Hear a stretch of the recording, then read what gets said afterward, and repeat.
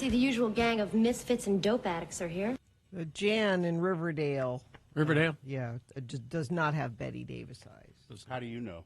She just texted, She right? just texted at 33986 from Riverdale. So how do you know? You can't see her eyes. Do you think Jan's a liar? Are you calling Jan a liar? Oh, she said she doesn't. Yeah. Oh, I see. Well, yeah, that'd be foolish for Gina to assume. Via text. Well, the way she said it, I didn't understand. and yes, it would be foolish, but have you known her not to That's do that? true. Because on this day, Yes. in 1981, Yes. Betty Davis Eyes by Kim Carnes, #1 slot in the charts. So I'm not sure how this happens. What's that?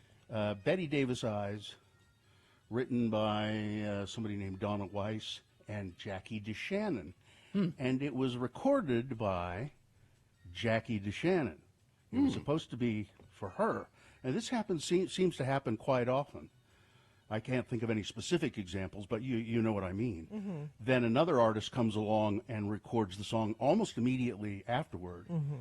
And the original doesn't do anything, but the second version does. Okay, here's Jackie DeShannon's version.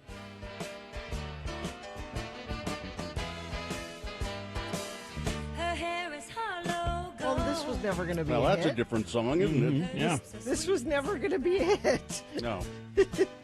Her hands are never cold. She's got Betty Davis. So then the question is, who produced the Kim So, Carnes yeah, one so and said, who- here's what we do? Yeah, who made the decision to say, I know how to make this a great song? Now here's a re-recording by Jackie DeShannon. Okay. Different version.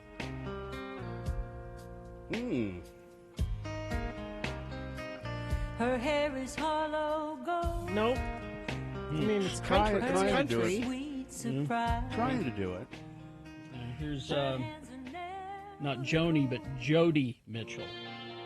Who's I don't know.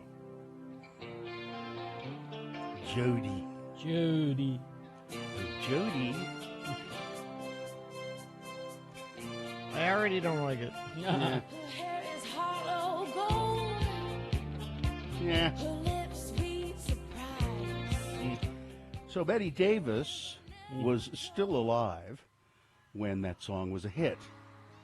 And she wrote a note to Kim Carnes saying, thank you, and to Jackie DeShannon, thank you for making me a part of modern times. She said her grandson now looked up to her because of the song. And when they won a Grammy for that song, Betty Davis sent them roses and happily accepted the gift of a gold and platinum record from Kim Carnes, where Betty Davis hung them on her wall. Now, Greta Garbo had nothing to say about this. Nothing. Because her thighs are mentioned in the song, you know. Greta Garbo's thighs. I thought it was Colonel Sanders' thighs. I thought it was. No, it's Greta. And it's not thighs. It's size. Here's Taylor Swift doing it live. It's just what it takes to make a pro blush. She's got Greta Garbo, stand up size. She's got Betty Okay. Davis. And then finally, just for Gina, What? New Edition. New edition? Well, it's the New Edition. It's not New Edition. Oh. It's the New So Edition. who is the new edition? Some Muzak company. Oh, you know. yeah. No. No, this is wrong. This is my favorite version so far. I'm sorry, this is my favorite version. Pretty good. Pretty good.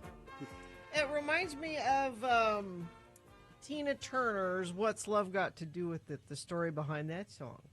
'Cause that what's was that? recorded by Bucks Fizz, believe it or not, and not a hit for Bucks Fizz. That outfit. Really? But then Tina Really? took it and did it, and it sounds completely different. It does not sound like the same song at all. So I credit the producers of those songs. What was the song again? What's Love Got to Do There with we It? go. All right. Is this Bucks Fizz? Here we go. Let me get into it here. You must try to ignore that it means more than that. What's love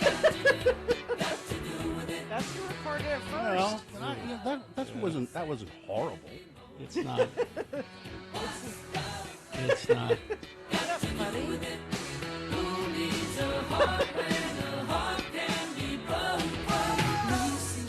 It's kind of real 80s sort of synth stuff. Sounds And you want to put a little Tina there just to cleanse the palate? Oh, okay. Well, I can Yeah, do because that. I don't want to be left with that. Tina did her own thing with it. Yeah, she- I wonder why Greta Garbo didn't send a letter. What's love got to do with it? What's love but a second-hand emotion? That's we have a winner. interesting. We have a winner. Because you know what makes that great is there's hardly any production. Yeah. It's just her. It's just Tina. Yeah. And Bucks Fizz, it was all about Yeah. production. Get out of Tina's way is what that. Basically, yeah. Let Miss Turner do her thing. Mm-hmm. I'm still worried about Greta Garbo not sending a note. She must have been long dead, right? I don't know. You'll have to. If only there I'll was have to look it up. a device that we could Just ask. Just ask just questions. ask that device. I will ask that. Ask that device if Did you you ever would, see? please. Did you ever see Betty Davis on the talk shows when she was really Oh, old? Yeah. she was hilarious. Smoking cigarettes and trying to be sexy at Yeah, 73. She was hilarious. Greta Yeah. Garbo died in 1990, so long after. Oh, so she would have been around for. She could have sent a note. Sent a note, What the hell is wrong with Greta? you know, Betty Davis, thank you for edible immortal. arrangement, perhaps. edible cookies on dowels. Cookies on dowels. Yeah, exactly. Anything. An Something. edible arrangement. This has been Farting Around with Carrie, Bill, and Gina on X96, Radio from Hell. Sure enough. Now we'll take a break. I think we all need a break. We'll take a break and we will come back with your check-ins. Why don't you do it? 877-602-9696. That's the number to call. Check in with the Radio from Hell show. We really do like to hear from you in the morning. 877-602-9696. Or you can text us if you prefer, 33986. Utah Arts Festival is happening this weekend, Library Square, downtown, Friday through Sunday. Take the Lots whole of stuff. family. Not just art. Yeah. There's dance and food and spoken Music. word and street performers. I think they're having the poetry slam folks, you know, Jesse Parent and those guys there, which if you've never seen that, it's really cool. Don't miss Steely Dan, 8 p.m. this Friday, June 28th at the Amphitheater stage. It's a great band from Denver. They play a fun blend of Grateful Dead and Steely Dan covers. And then on Saturday, don't miss Andy Frasco and the UN. The Utah Arts Festival is open from noon to 1 on Friday. Noon to through- 11. Noon to 11, excuse me. 11 p.m. Yeah. Noon to 11 p.m. Friday through Sunday. Tickets are on sale now at uaf.org. Your ticket includes zero fare on UTA. Oh, so worth take- it right there. Yeah, take the tracks or take your bike and enjoy free bike valet services at the Utah Arts Festival.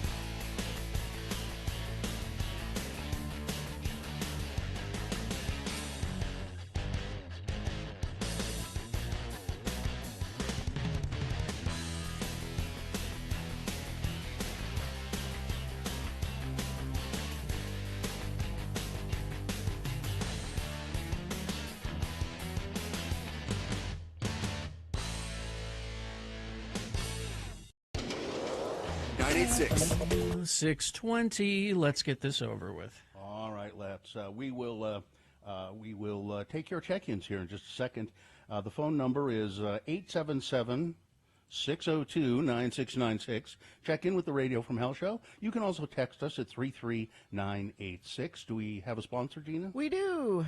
During the Stars and Stripes savings sale, get up to $120 off select sets of in-stock tires. Don't wait. The sale ends July 7th. Big O Tires, the team you trust. The moon is 65.9% of full. It is a waning gibbous moon. It will set today at 12:15 p.m. Today being Thursday, the 27th day of June in the year of our Lord Jesus Christ, 2024. Hey, everybody, put your hands together. It's National Ice Cream Day. And it's also National Bomb Pop Day. What is a bomb pop? You'd know it if you saw it.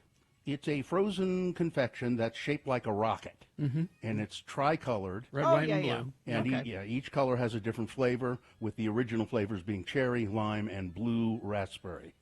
So that's a bomb pop. I haven't seen one in a long time, but I assume you can still get them somewhere. Delicious. And it's Helen Keller Day, probably the most famous blind person. She wasn't just a blind person, Bill. Well, no, she wasn't. She was deaf. She also couldn't talk very well, and she was blind and deaf. But she was, I don't know, I always think of her as being a blind person for some reason. But you're right, she wasn't just hard of hearing. No. She was profoundly deaf. And what you got here is the Radio from Hell show, starring the Lords of Morning Radio. You've got Kerry Jackson right there, putting on his hat, I would assume. I'm sitting here at my house. I'm Bill Allred, broadcasting from home. Gina Barberi is right over there. She probably just did a little salute, as she always does. Salute. We've got Katie. Katie, for short, is our producer in the booth there, along with Macy helping out, and Vax the dog is there. And I miss seeing you all. Oh, we miss you too. I really do. How are you feeling today? Okay. Should I not ask that? Okay. Not the best. I went to physical therapy yesterday. They made you do things, didn't they? That was a whole thing that I can tell you about in a little while, if you'd like. Well, we got a full bank of phones, and I would just remind everybody calling in, since this is a rare occasion, full bank of phones, Yes. that we do have our X poll later. And we're really going to need your participation then. The X poll at 7:45. Which TV character would you like to live as for the rest of your life? Yeah, I am now. George Costanza, or whoever it is. All right. But don't answer it now. Just check in. Think about it. Yeah, think about it, because we're just checking in first with Adam. Hi, Adam. How are you today? Doing well. Thanks Good. for letting me listen. Each show says hey. Hey. And Gina, you've got this. Ah, thanks, Adam. I needed a little positivity. So this morning you were talking about people who recorded a song and then someone covered it. Mm-hmm. Yeah. There's a blues musician by the name of J.J. Cales. That happened to him twice. Mm-hmm. Yeah. He What recorded songs? They Call Me the Breeze. That was know it. then covered by Skynyrd and a huge hit. Mm-hmm. And Cocaine. Oh, you yeah. wrote that. That covered that one. Yeah. Huh. Yeah, that's right. I've heard of J.J. Cale, and I've heard that version of Cocaine, which I think is very good. He was an amazing songwriter and singer. He was great. Here it is.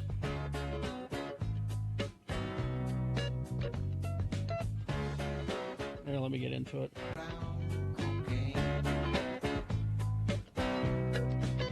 She don't lie, she don't lie, she don't lie.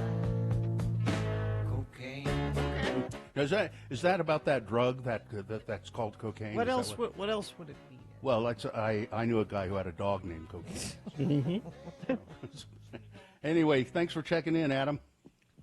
Have a great day, guys. Thanks, See ya. Adam. And she doesn't like cocaine. That does bother me. Is bad grammar in music. This is I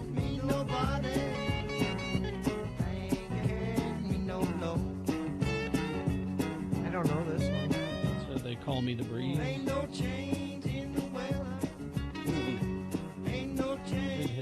Big hit for Skynyrd. Yep.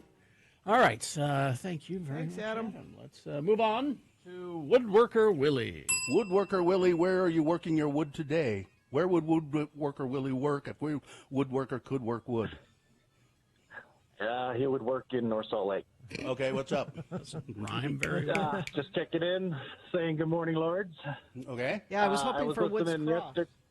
Yes. Oh, See that? I was listening at the end yesterday, and I got some advice for Gina that's going to change her life. Wow. Okay. She's saying that every time you say "don't forget" to your son, and he still forgets. Yes. And I think there was a study done way back when that people don't want to hear "don't." Okay. And I've been doing this forever. Even works in a text on everybody. Instead of saying "don't forget," you say "remember to." Ah. And it works. Believe me, it works. All right. Okay. Remember to do this. Okay. Give that All a right, try. that's- Yep. that's good advice. Thank you. Thank you, Have Woodworker a Willie. good day, guys. Bye-bye. Get back to working your wood, Yes. Willie. Let's go to Eddie. Eddie, dear Eddie, where are you calling from? Downtown Salt Lake City. All right. Okay, what's going on?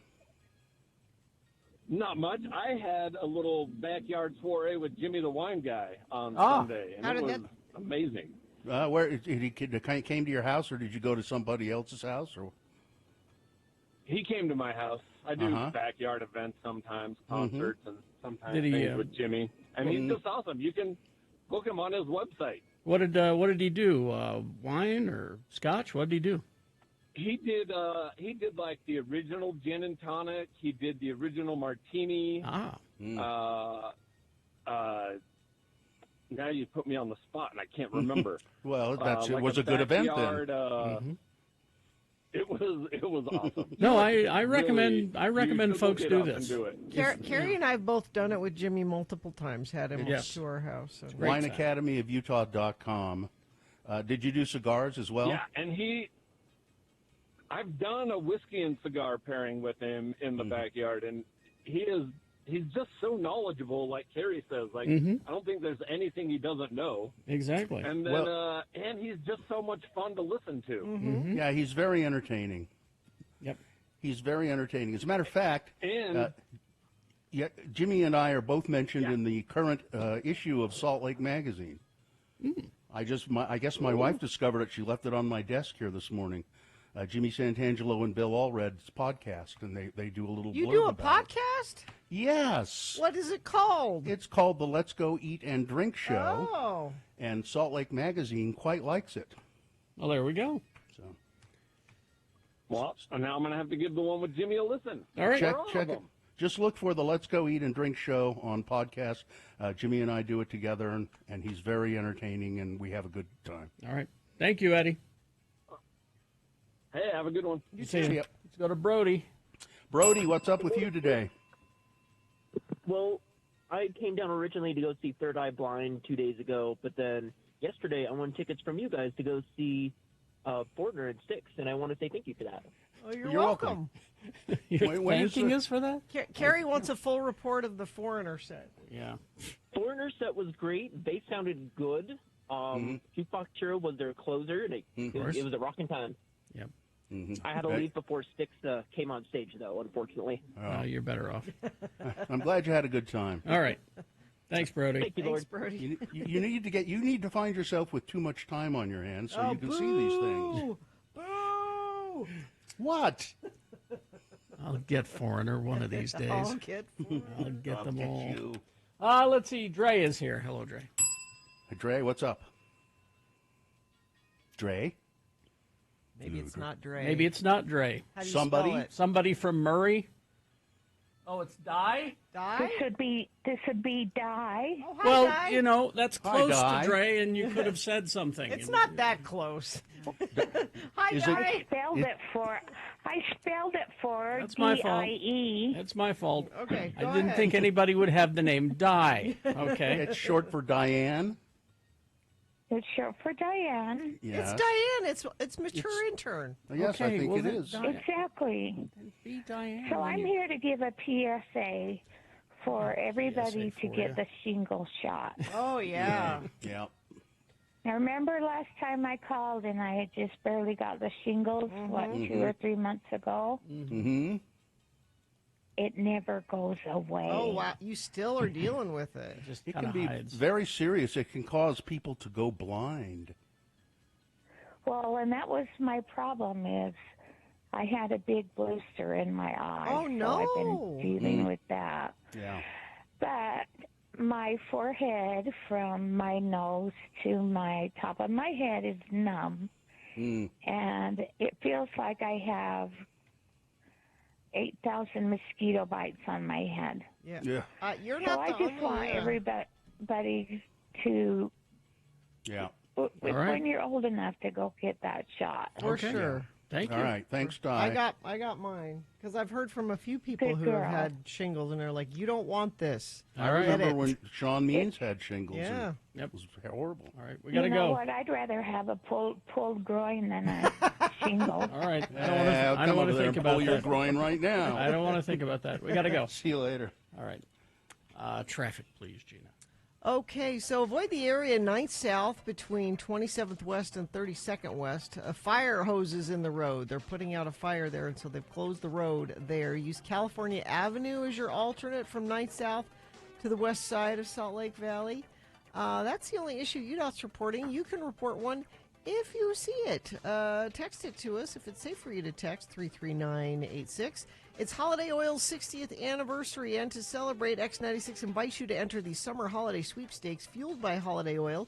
Win a $500 gift card to Ruby's Inn in Bryce Canyon, ruby'sinn.com. To win, text the word HOLIDAY, HOLIDAY, HOLIDAY to 33986. All right, we're going to take a break, play you a song, and right after that, it's Big Boy News and Frank Christ Presents They're Fine, They're Just Fine. All coming up. Stand by.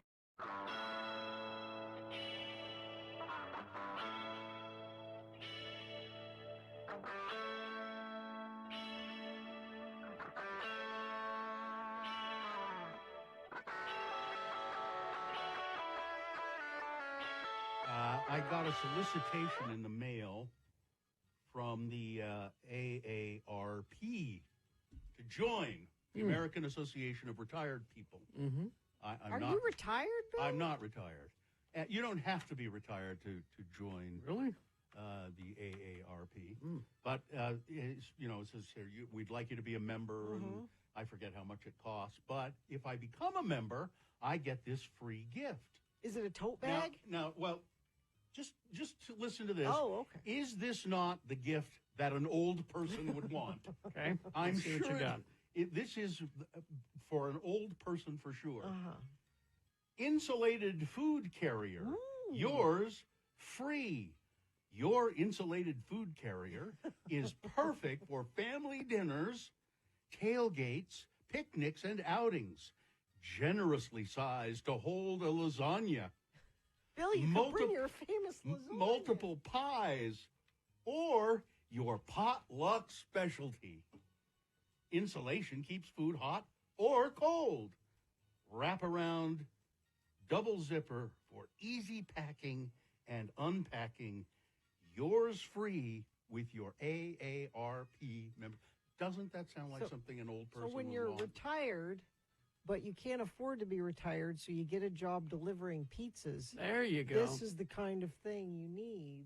An insulated food Does it have carrier. the AARP logo on it? Let me see. Boy, because That that would would be that great, would make wouldn't it? things even better. I don't think so. Great big Oh, it logo on it. should. Yeah.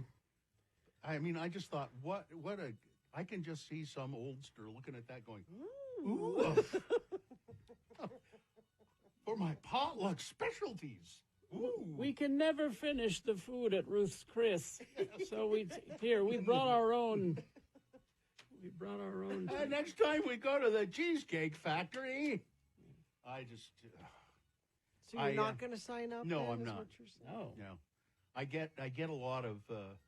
Speaking of Ruth's Chris, I get, and my wife does now too. You get financial planning. Just come call, come yeah. for a free dinner at Ruth's Chris. It's not a free dinner. They want you to buy a timeshare or something. I know people who've done that in Hawaii. They'll come around or Don't do it. Mexico. They'll come around and say, now if you just come to this presentation, we'll give you a free dinner or a free night stay at this and that. They're going to suck you And in. Don't you do just, it. You just never get rid of them, apparently. Nope. Once they get your information, Never do it. they Don't are do all it. over you. Don't do it. And there's a reason that there are ads on the radio for timeshare people that will Get you out of a try and timeshare? get you out of your timeshare. There's a great documentary about. Oh, and John Oliver did a whole thing. Did a whole thing, yeah. Although there's somebody who works here who has timeshare, and I won't mention the name, who absolutely loves it and uses it all the time. If you love going to a certain place and you aren't interested in going anyplace else, like when you have vacation, you like to go to that place, it kind of makes sense for that. But if you're interested in going different places, Would you like to use my timeshare? Please use my. That's the other thing about them too, is that there are. There are certain dates that you can use them. You can't just pick up and go when you want to. It's available. This is your week, and I guess you plan it. And I think my brother has a timeshare somewhere. I think he used to anyway. It's like, I will not have one. It's like having a boat too. Mhm. If you have a boat, you got to use it. You are obligated. Or a cabin. You know, we have a cabin. We have to go. That's where we have to go for the weekend. We have to go to the cabin. But we always go to the cabin. Well, we already paid for it. But we've got a cabin. We need to go there. But some people love it. Love doing that. My mother had a cabin. Well, it's still in the family. You cherish the cabin? And I think she would beg us to come up and stay for a couple of nights. And so maybe once a summer we would do that. Cherish the cabin. Yeah. But she just loved packing everything up and going up to the cabin. Yeah. Okay, that's fine. Not for me. And boating. If you have a boat, and you've got to go on boating. Lava too, Bill. What's your next? What are you going to do next? If There is a place. There is a place that I like to go. That I've not grown tired of it yet. It's where I don't have to do anything at all. Where's that? It's down in Escalante. There's an Airbnb there, but it's by itself in the forest, you know, and it's just a really nice, really just lovely little place that's built sort of under a cliff, and it's there, and it's just quiet and off the road and nice. And I just go and drink and read books. The timeshare we have now has resorts in a bunch of different places, which you're able to go to instead of just the single resort. I don't imagine that's any better, but it'd be better. No, I mean, you go to. I mean, not if you can't pick your time. But if it's here's your week, you got to go then. BOAT stands for Break Out Another 1,000. Thank you. Yeah, and if you're a boat, you usually have. I think it's good. It's really a good thing to have a friend who has a boat. Yeah. Yeah. You don't want to take care of it and store it and all that. No. Come on, Bill, going to get the boat out this weekend. Come on. But my my brother-in-law is a boat person and loves his boat and owned a houseboat at Lake Powell and would tow his boat. He's tow a big his boat guy. Yeah, and then he had a really nice power boat. I think he still has the power. Yeah, it's like a Cobalt. That's going to tow the boat. Got a Cobalt. Really nice speedboat. It's not, and so, our Uncle Todd had a houseboat at Lake Powell for a while. Yeah, it was nice to go there, but I wouldn't want to own one. It, yeah. The two happiest days in a sailor's life are the day he buys a boat and the day he sells it. Yeah. On this day, in 1982, Go-Go's released Vacation, the lead single from their second studio album of the same name. Big boy news now. And right after that, it's Frank Christ presents They're Fine, They're Just Fine. It's our Dead Celebrity game. They give you a list of 4 celebrity names. 3 of them are just fine. 1 of them dead. Pick the dead one correctly. You're going to win a Radio from Hell diner style mug. Substantial mug. Like, it's got heft to it. This will be the last mug you ever need. You will not wear this out. And it's cream color. Yeah. So it looks like it was stolen from a coffee shop. If we had a coffee shop. If we had a coffee. We used to. Yeah.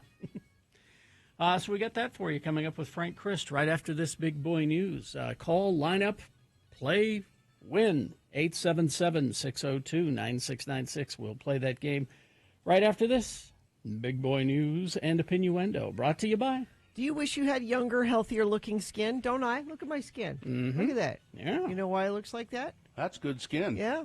The Elite Aesthetics team at Canyons Medical Center, they can help make your wish a reality. Visit canyonsmedical.com. Go to the services menu for details. Thank you.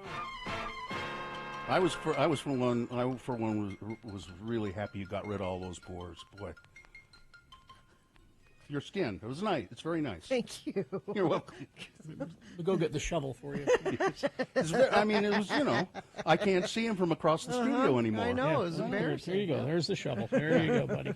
I should have asked you, Carrie, to get the song out. It's 1 for the money, 2 for the show, 3 to get ready and go, cat, go, and don't you step on my blue suede shoes. That's Elvis Presley's blue suede shoes. They're for sale. A pair of blue suede shoes formerly belonging to the king of rock and roll, it says here, is up for sale by British auction house Henry Aldridge and Son. They're expected to bring in between $126,000 and $152,000 for a pair of used size 10.5. 10.5. I was going to blue ask what suede size they were. shoes, stamped with the Nunn Bush brand on each heel. They've been authenticated by Presley's longtime friend and founder of the Elvis Presley Museum, Jimmy Velvet, according to the auction house's listing. The description says he wore the shoes both on and off stage in the 1950s. He really liked the blue suede shoes. Presley mentioned wearing the shoes during his performance on the Steve Allen Show in 1956 before he sang I Want You, I Need You, I Love You, and mentioned wearing them again during a comedy skit with Andy Griffith on the show. There was a picture of them, and they're kind of cool looking. Yeah. I mean, they wouldn't look good on me, but on the right person, those are good shoes. I wore them out in the rain. The latest voting results shared after midnight Wednesday, incumbent Representative Celeste Malloy has a slight lead over challenger Colby Jenkins, but they're still not calling that race. They're not saying that she won. After winning last year's special election to replace former Representative Chris Stewart, Malloy is running for her first full term in the U.S. House of Representatives.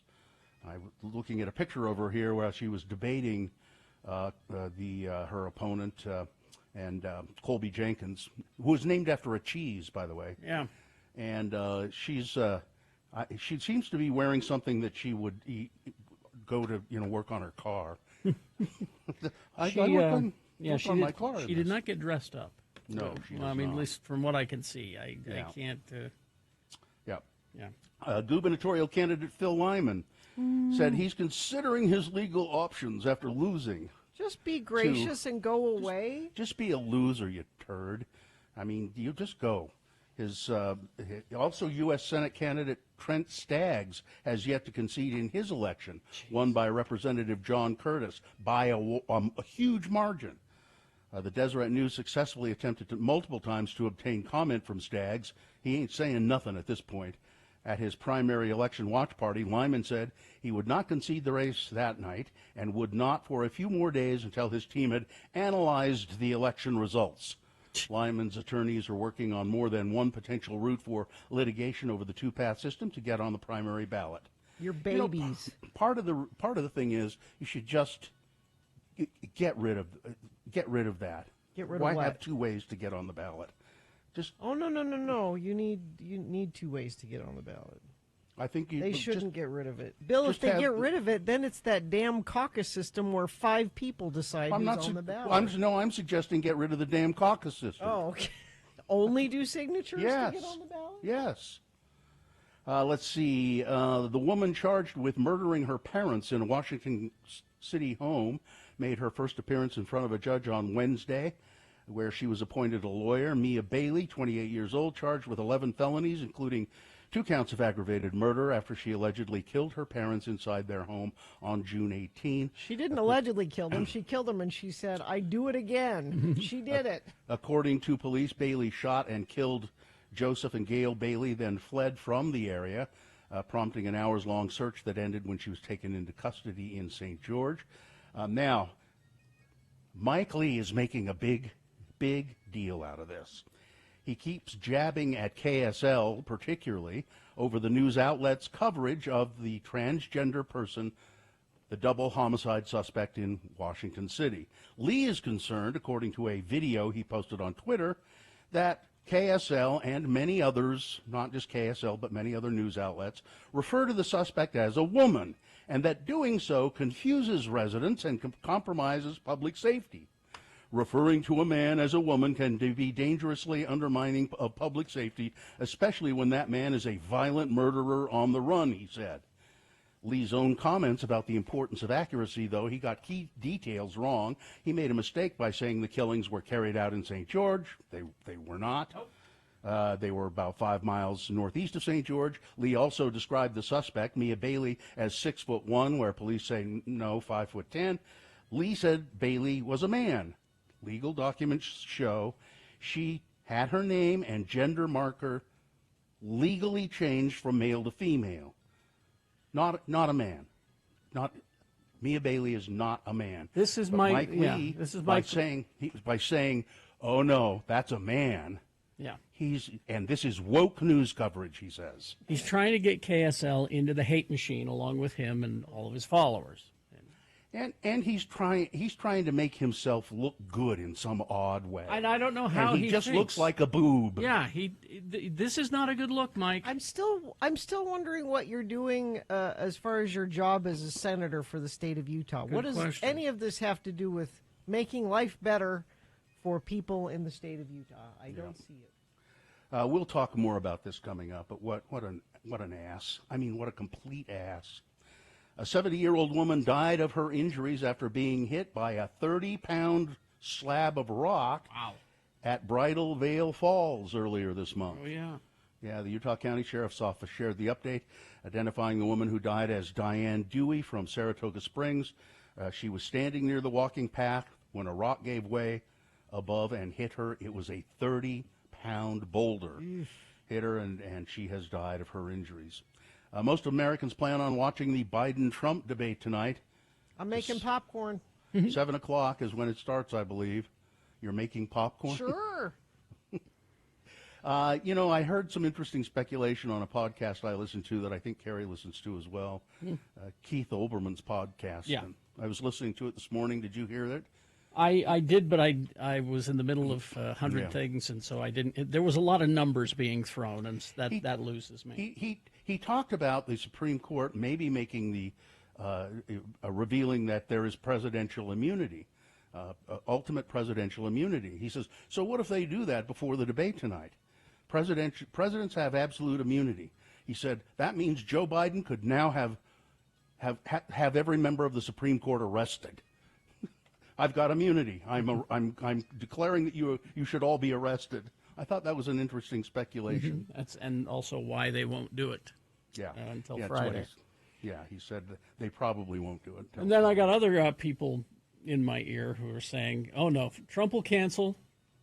And then I got one guy who's really, really smart who says, "Oh, he'll go, but walk off." Oh, that's a good speculation. Yeah. Like, I'm not gonna. Yeah. Well, I hope you don't make popcorn for nothing, Gina. You'd sit down to eat your popcorn and just in time to see Trump walk off the stage. I'll have to throw it away. And finally, this Fiona Harvey. She's the baby reindeer real person, Yes. perhaps. Oh, the real person. Okay. Yeah.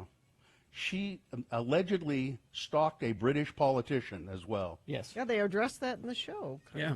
Yeah, he's come forward now to talk about it, and he said, she's called me hundreds and hundreds of times. I saw that Melissa McCarthy was asked to play that part, and I'm glad she didn't. Really? I'm glad it was somebody that I didn't. Just a rando. Yeah. Okay. Because I Melissa McCarthy is Melissa McCarthy, but I didn't read that story. Why did she not do it? It doesn't say why. She just turned it down. But- I'm glad she did. But I wonder if she's regretting turning it down. No, because I don't it's think so. become such a thing. And I mean, that actress was good, but I would have loved to have seen what Melissa Yeah. McCarthy did with it. I thought that the woman who played it was just brilliantly good. All right, that's news. Because sometimes I have a thing with Melissa McCarthy, the same thing I had with Leslie Nielsen. I didn't know you had a thing with Leslie Nielsen. But how long did it go on? Because Leslie Nielsen used to be, earlier in his career, a serious actor. But if you go back and watch some of that, you think it's funny because you're like, I don't know if I could see Melissa McCarthy in a serious role like that. I would think she was. Well, she's being done funny. serious. Well, she's roles. done I serious know, work. but I've seen her do it, and now I go back and watch like Forbidden Planet with Leslie Nielsen, and Yeah. I laugh and I laugh. You know what's terrible is when I saw Jerry Lewis doing Hamlet, I just couldn't, just didn't work. All right, that's it. Sports weather traffic. Utah Jazz first draft pick Wednesday evening was a bit of a shock to both player and organization. Colorado forward Cody Williams. Cody, you can have that ready now that we have a Cody for the. Oh, okay. Was selected with the 10th pick in the 2024 NBA draft. Most people thought he'd go higher in the draft, so they're saying that the Jazz actually ended up getting a good pick for this one. He says he's very happy to be part of the Utah Jazz, and so welcome, Okay. Cody. Let's see, weather. Had some spotty sprinkles when I was leaving this morning. Yes, and a little bit before bed last night, and some overnight. Oh, really? Nothing major, but Nothing, a little, and it's cooled things off a bit. We'll only have a high of 90 today, and those thunderstorms could pop up again this evening, perhaps. But right now, it looks pretty clear. 75 right now. very humid. Yeah, it is. Humid. It's a little. Let's see. Traffic. We have crash eastbound SR 201 84th West. The left lane closed there. There was a fire at the area of 9th South 27th West. They were closing the road through there. It was a 3-alarm fire. This is about an hour ago that UDOT's reporting. Use California Avenue as your alternate from 9th South to get to the west side. I haven't seen an update. If you're in that area and can let me know what you're seeing, I would appreciate it, and I'll pass it along to friends of the program anywhere along the Wasatch Front, or, in other parts of the country. I do traffic for there, too. 33986 is where you send that in. X96 welcomes Violent Femmes September 8th and 9th at Sandy Amphitheater. Tickets are on sale now. You can find out more at x96.com. There he is. I can't see you, Frank, but I can still. It gets chilly all the way up to my house when you enter the studio, I have that effect on people. and I can smell that sulfur, just that slight scent of sulfur. Frank Christ is in the studio. He is a Grim Reaper, ladies and gentlemen. Picture him as a Grim Reaper with the skeletal figure, with the cowl and the robe and a scythe. And the only kind of updated thing is Frank has an electric scooter with a sidecar. Well, yes, because well, first of all, I'm afraid of horses. Oh, I didn't know that. Yes, Really? I don't care for horses. And I love our environment. That's why it's an electric scooter. And Frank, how would you describe your job? A curse. Well, What I do is I sit in my apartment and I wait for either the pager or the pneumatic tube system to alert me that a celebrity has passed.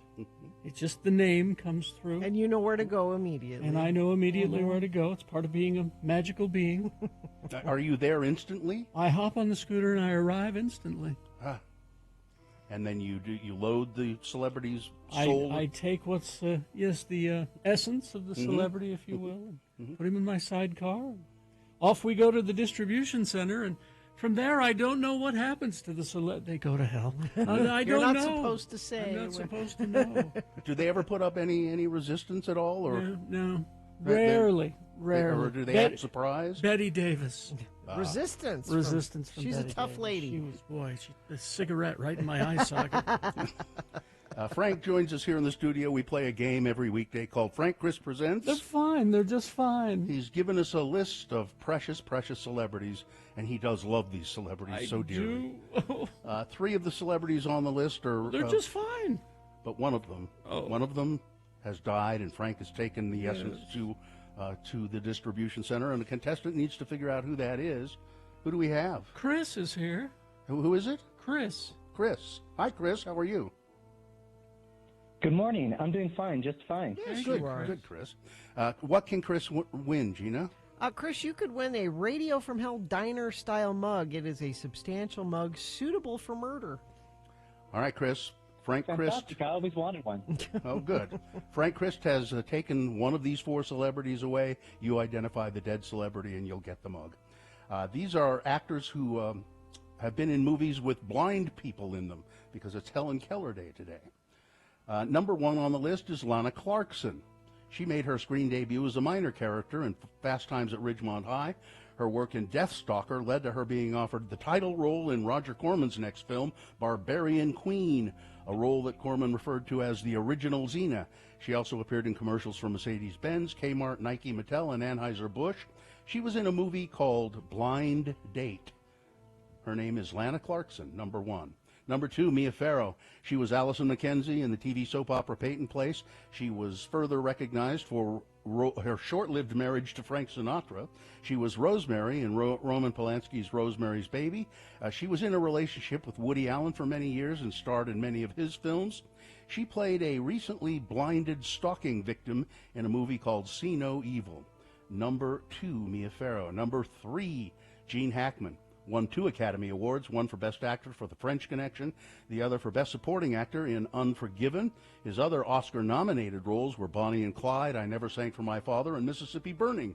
Hackman gained further fame for his portrayal of Lex Luthor in the Superman movies and all of the sequels. He played a blind hermit in Young Frankenstein. Number 3, Gene Hackman. And finally, number 4, Brad Dourif, best known for voicing Chucky in the Child's Play franchise, portraying Grimo Wormtongue in the Lord of the Rings series. His Oscar-nominated role is Billy Bibbit in One Flew Over the Cuckoo's Nest. He was nominated for an Emmy for his role on Deadwood. In Wise Blood, he played a preacher who blinds himself. Number 4, Brad Dourif. There you go, 4 celebrities, one of them dead. Who is it, Chris? This one's kind of a tough one. I'm going to say number 1. Wow. Lana Clarkson? That is correct. Yes. Lana Clarkson. Woohoo! Yes, she was. Awesome. She was murdered by Phil Spector. Oh, yes, as a matter of fact. that's right. Remember that? He's yeah. in prison to this day. You'll go collect him one day. Oh, I'll collect him with prejudice. I'll collect him. He's gone, isn't he? No, I don't think so. Yes, Maybe. I take so many, I can't keep track. No, I think he's... Congratulations, Chris. Ask the box, Gina. Yes. I may have taken him. Yeah, he died in 2021. Oh, yeah. Oh, did he? Okay. I was during COVID. There's so many things happening. I Many people. forgot. That's right. You know. Hey, Chris, congratulations. You're a winner. Hang on the line. All right. Well, I have to go check on Vera Wang. Who? The fashion... Oh, I did. So there isn't a fashion reaper? Well, I'm doing a favor for the fashion. Oh, okay. He's on holiday. Hugo Christ.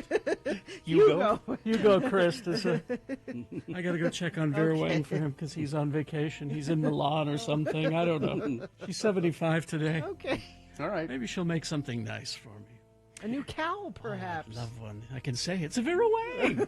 Goodbye, everybody. Goodbye. Bye.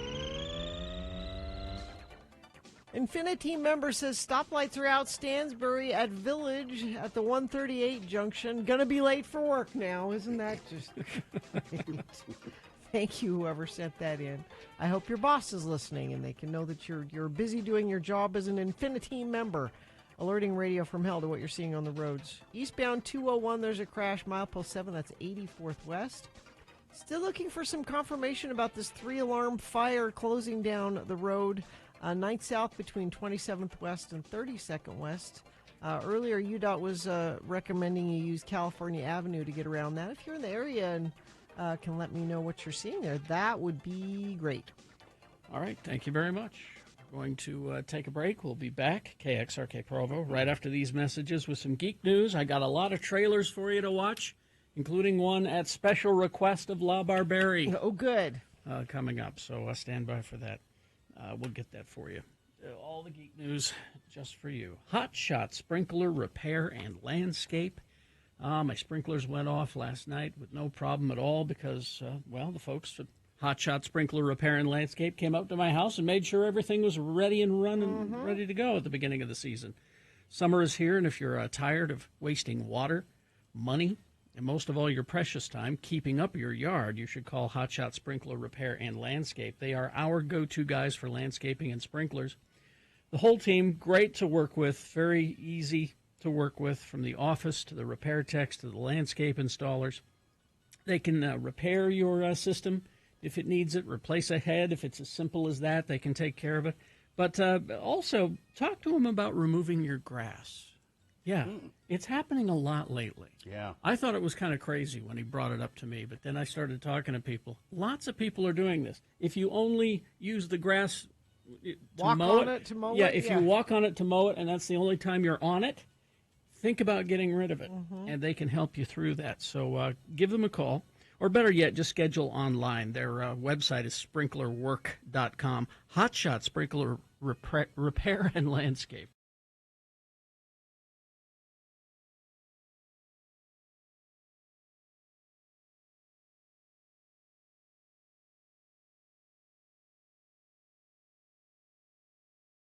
I'm just still, again, I'm surprised that 1-1. Yeah. Because the baby goat was egregious, and it was a cute goat. It pulls at the heartstrings, but number one he's a monster. Goats are adorable. I like watching videos of the little baby goats in pajamas jumping around. Yeah. But don't look at their eyes too closely. They go crosswise. They got creepy eyes. That's why people think they're satanic. Yes. I was walking through my neighborhood once. Oh, this has been several years ago now, and for some reason, somebody had 2 baby goats in their front yard, and we stopped and kind of played with them, and what they liked to do the most was butt you. Oh yeah, they with their heads. They were all into that, and I mean these were just little, by the size of a dog. Oh yeah, little baby goats. They were cute as hell, but would you knock it off? Jeez. Oh, they don't stop at all. Me and my wife were visiting her parents in Vernal recently, and they had some friends who recently had baby goats, which are just kids, right? Well, that's what they call them. Yeah, they were doing the same thing. They were I mean, they didn't go above my knee, but they just kept running into my shin. They were nipping on every little edge of my clothes, and they're adorable as hell, though. Now, I've never been around fainting goats, but a salesperson who used to work with us, Pam, had fainting goats. She had some. And she lives up in the Park City area, and I never got to see them. But, they actually, when if you make a noise or come at them, they faint. Or say a swear. Maybe if you use... Oh, that's different. That's a pearl clutching goat. That's a different one. Yeah. That's mostly the legislature. The outrage goat. Yes. Yeah. But I think that's just so interesting that they've... And I guess it's a response of they like playing dead. Well, you won't do anything to me if I play dead. Oh, so they're not actually fainting. They are kind of. They're feigning the fainting. Well, no. They actually do kind of black out. Go to YouTube and look up fainting goats, and you'll see what we're talking about. It's very odd. I'll spend the rest of the show doing this. And I don't think they get very big, do they? Aren't they? I don't think so. I think they're small. Yeah. They're a smaller breed of goat. But goats, they do have creepy eyes. Yeah, very creepy. It's the eyes, and they can be pretty nasty too. Pretty mean. Oh, they can be mean. Yeah. Looking at a best of fainting goats compilation. Oh, it's wonderful, isn't it? Mashup. Yeah. Somebody in the chat room just put a GIF of one in there now. Oh, There's okay. a big goat scaring a small herd of the little goats. Oh. And the little goats, most of them just drop. Oh, I so see. funny. I see. It's the little brother tactic where you lay down on the ground and you're like, you won't hit me if I'm here. Boom. They do. They just drop. Boom. It's quite amusing. Evil eyes, though. And I think Pam said it's really not nice to. No. You can make them do it, but you shouldn't. Julie says their muscles seize up. So I guess they get so scared they just go. That one looks pretty stiff when he falls down. Their legs are stiff and their back is arched, like they can't move, obviously. But pearl clutching goats are part of Nanny Nation. Ah, there you go. Nanny goats. I got it. See. That's pretty good. Thank you, Texter. That's good.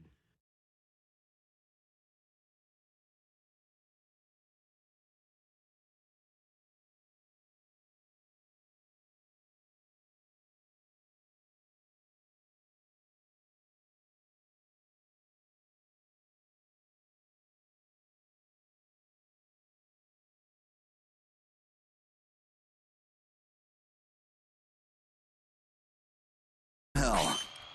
Michael in Centerville is at work with his computer up, ready to watch whatever movie trailers Carrie tells him to watch right now in Centerville. Centerville. Did he text you that, Gina? He did at 33986. All right, it's some we got Boner of the Day coming up. Stand by for that. The X poll is on the way, which could be geek related. Which TV character would you like to live as?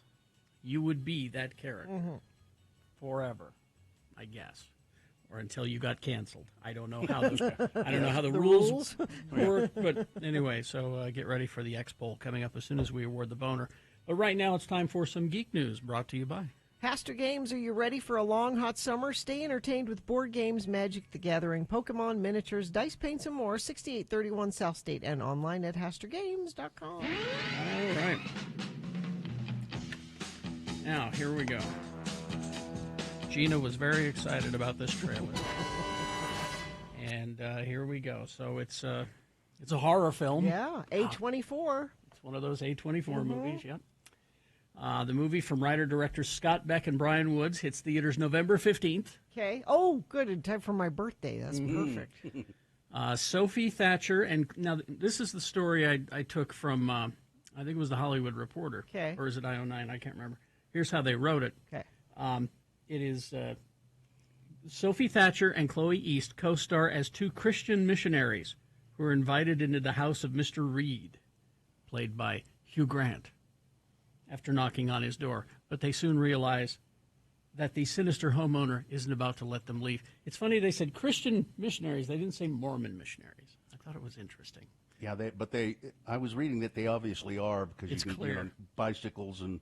Yeah, and Well, bike no, they paths say it. I think they say And it. they even say it. Here we go. Oh, they do? Yeah, here we go. Hi, good afternoon, ma'am. Are you interested in learning about our Savior, Jesus Christ?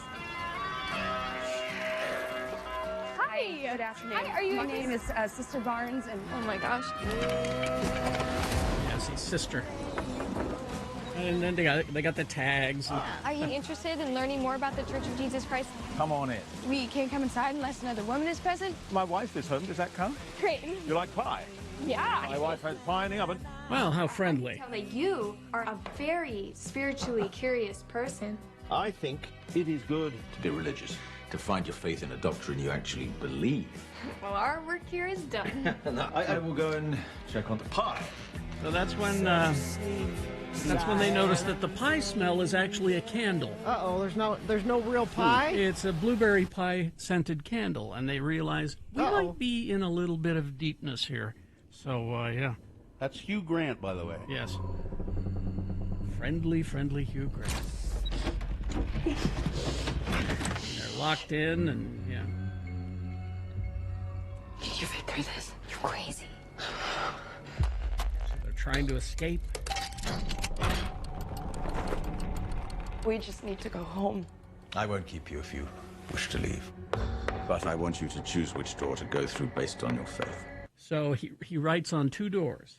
One belief, one disbelief. And he says, pick a door. I guess what does this have to do with us leaving? Everything.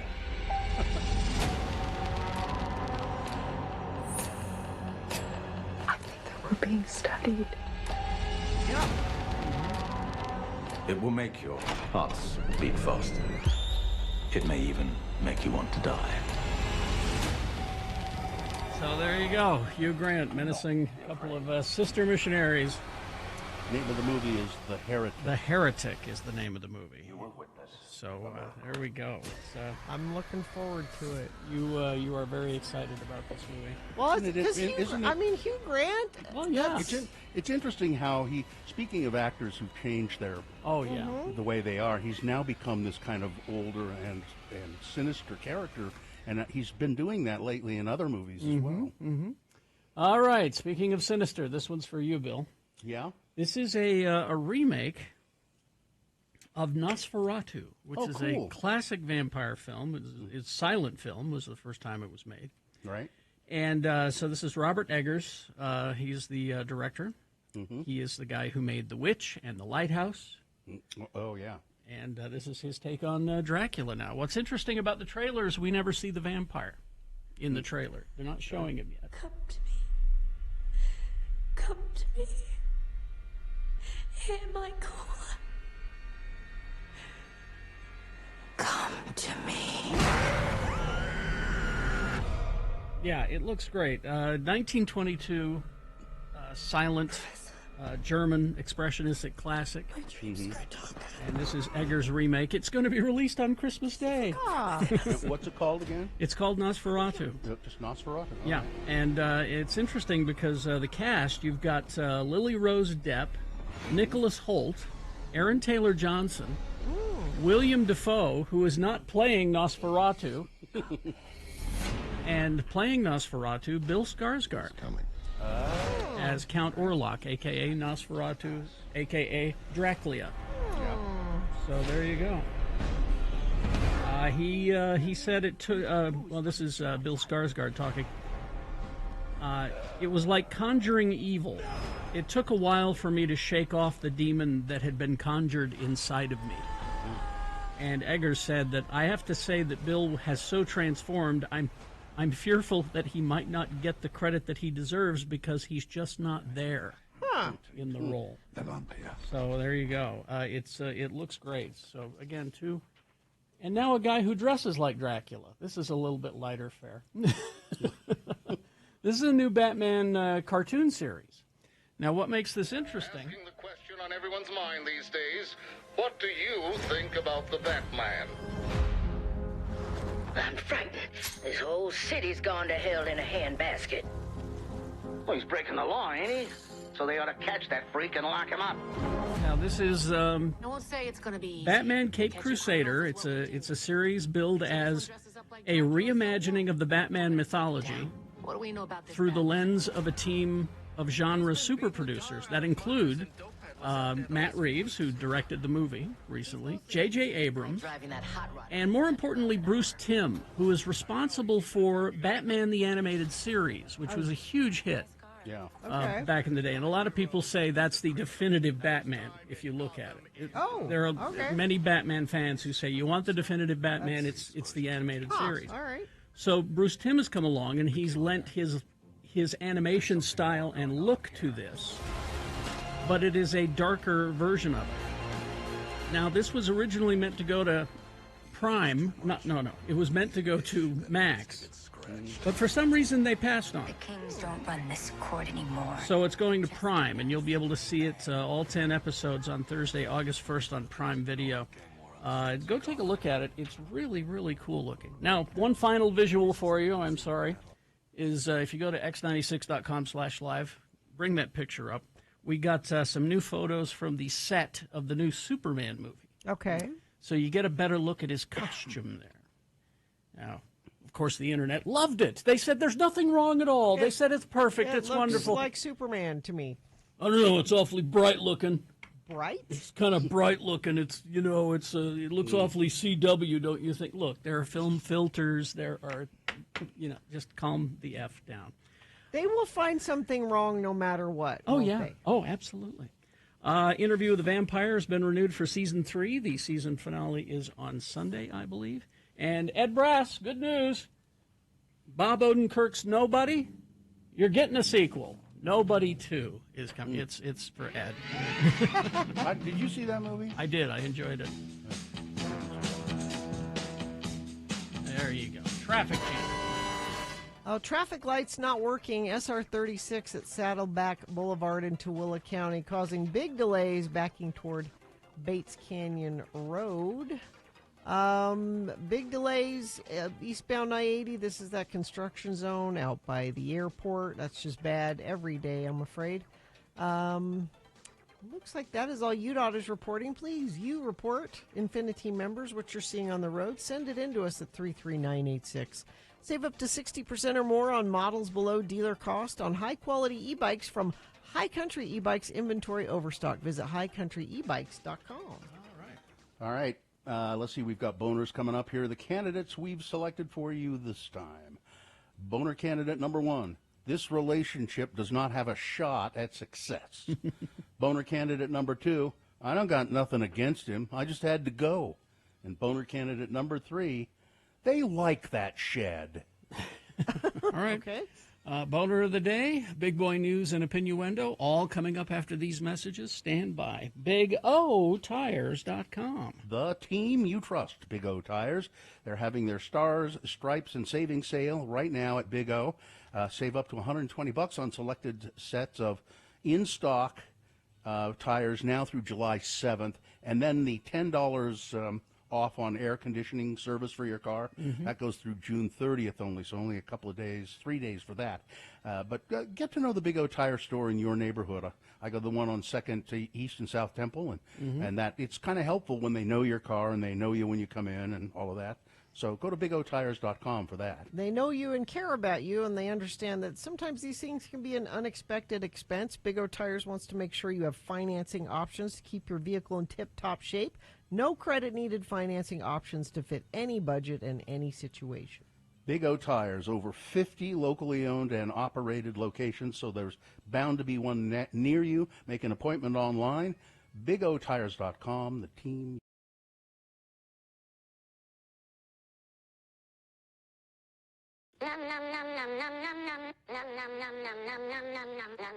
Benjamin Lee, he is the donut critic, and here he is. He says here, I promised treats the next time I came in, and cheesecake, and here it is. He's not kidding. Yeah, last time I called in, and it was about St. George, and I wanted to ask Bill, did you use any of my recommendations while you were down there? Let's see, where did I go? I went to a Thai restaurant. Oh, yeah, the Benja's? Yeah. Yeah, that was a good one. And that was good. And then the barbecue place. I don't know if you recommend. Pica Rica? No, it was something like Landy's or something. Oh, okay. But it was good. Nice. Yeah. So. But yeah, so today I brought in Momo's cheesecake, and it is my favorite cheesecake. It actually restored my faith in cheesecake. You lost your faith in cheesecake? No, I mean, when you grew up, it was always about that stiff New York cheesecake with preserves on top. You'd get it at parties or cheap weddings. Which I love. Yeah, I love it. Yeah, I can't stand it. It honestly was so gross growing up. And so when I tried Momo's, it definitely restored that faith. I thought.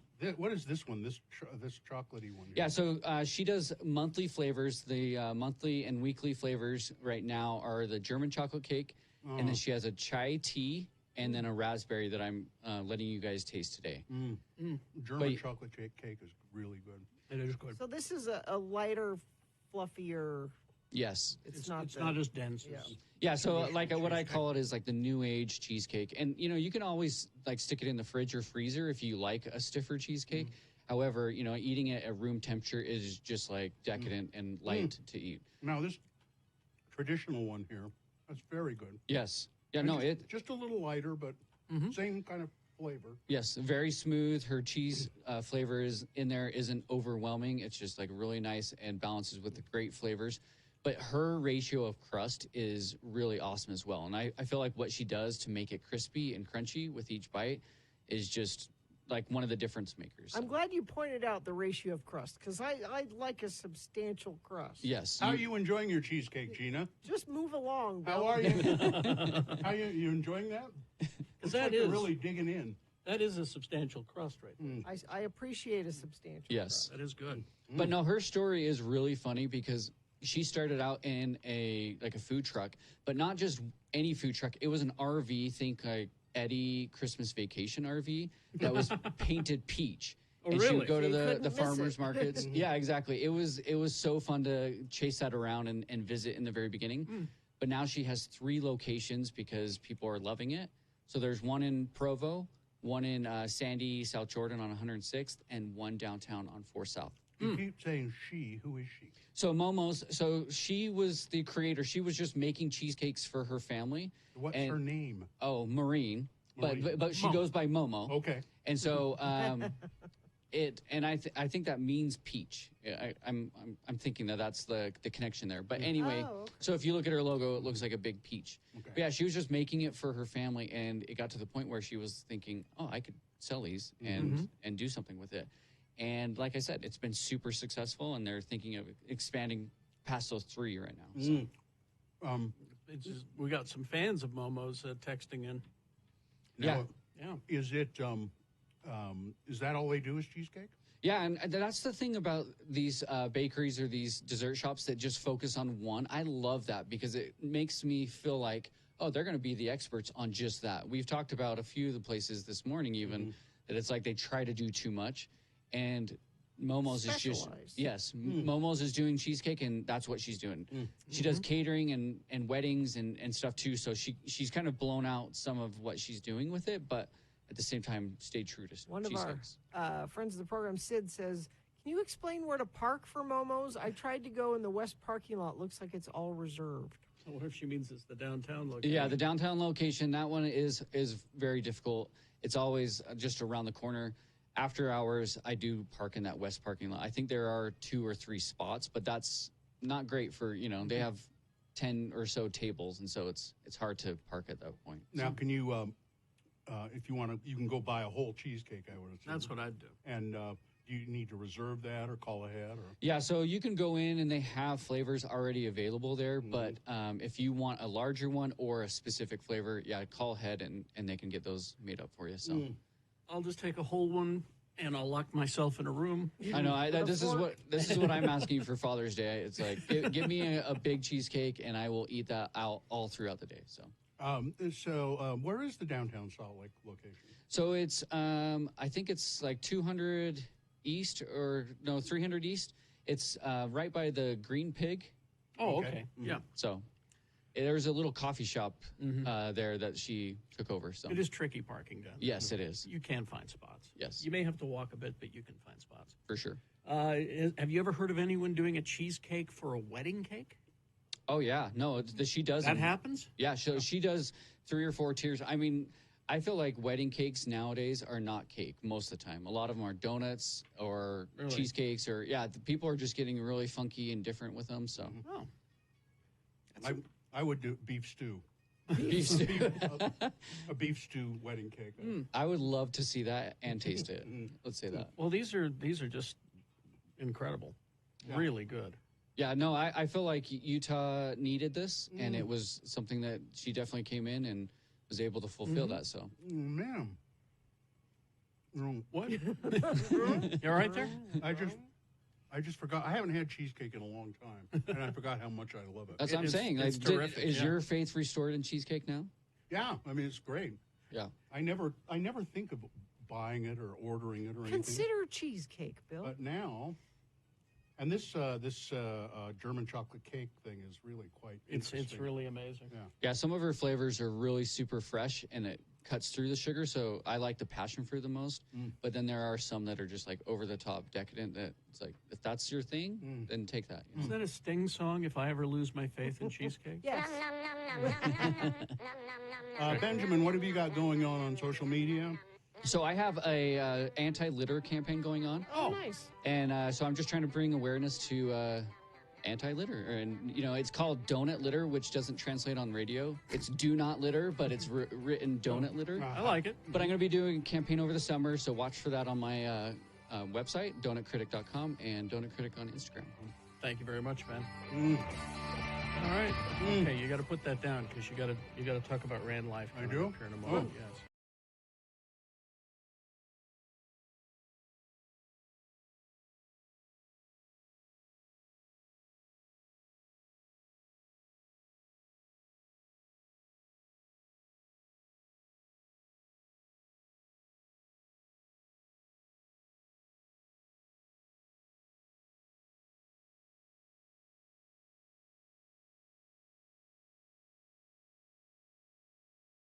Because on this day in 1980, Joy Division released the single Love Will Tear Us Apart. Nice. All right, 7:23. Time for Boner of the Day. 3 news stories. These will be examples of bad, stupid, or funny human behavior. And you will decide with your vote of these 3 candidates which one is the worst, which one is the most deserving to win the award Boner of the Day for today, June 27, 2024. We'll give you 2 candidates now, a third after the news, and once you've heard all 3, then you will vote.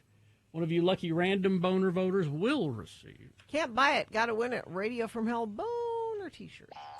Boner candidate number 1 today is, this relationship doesn't have a shot at success. A man wants to veto his wife's baby name suggestions, But she is adamant about the names.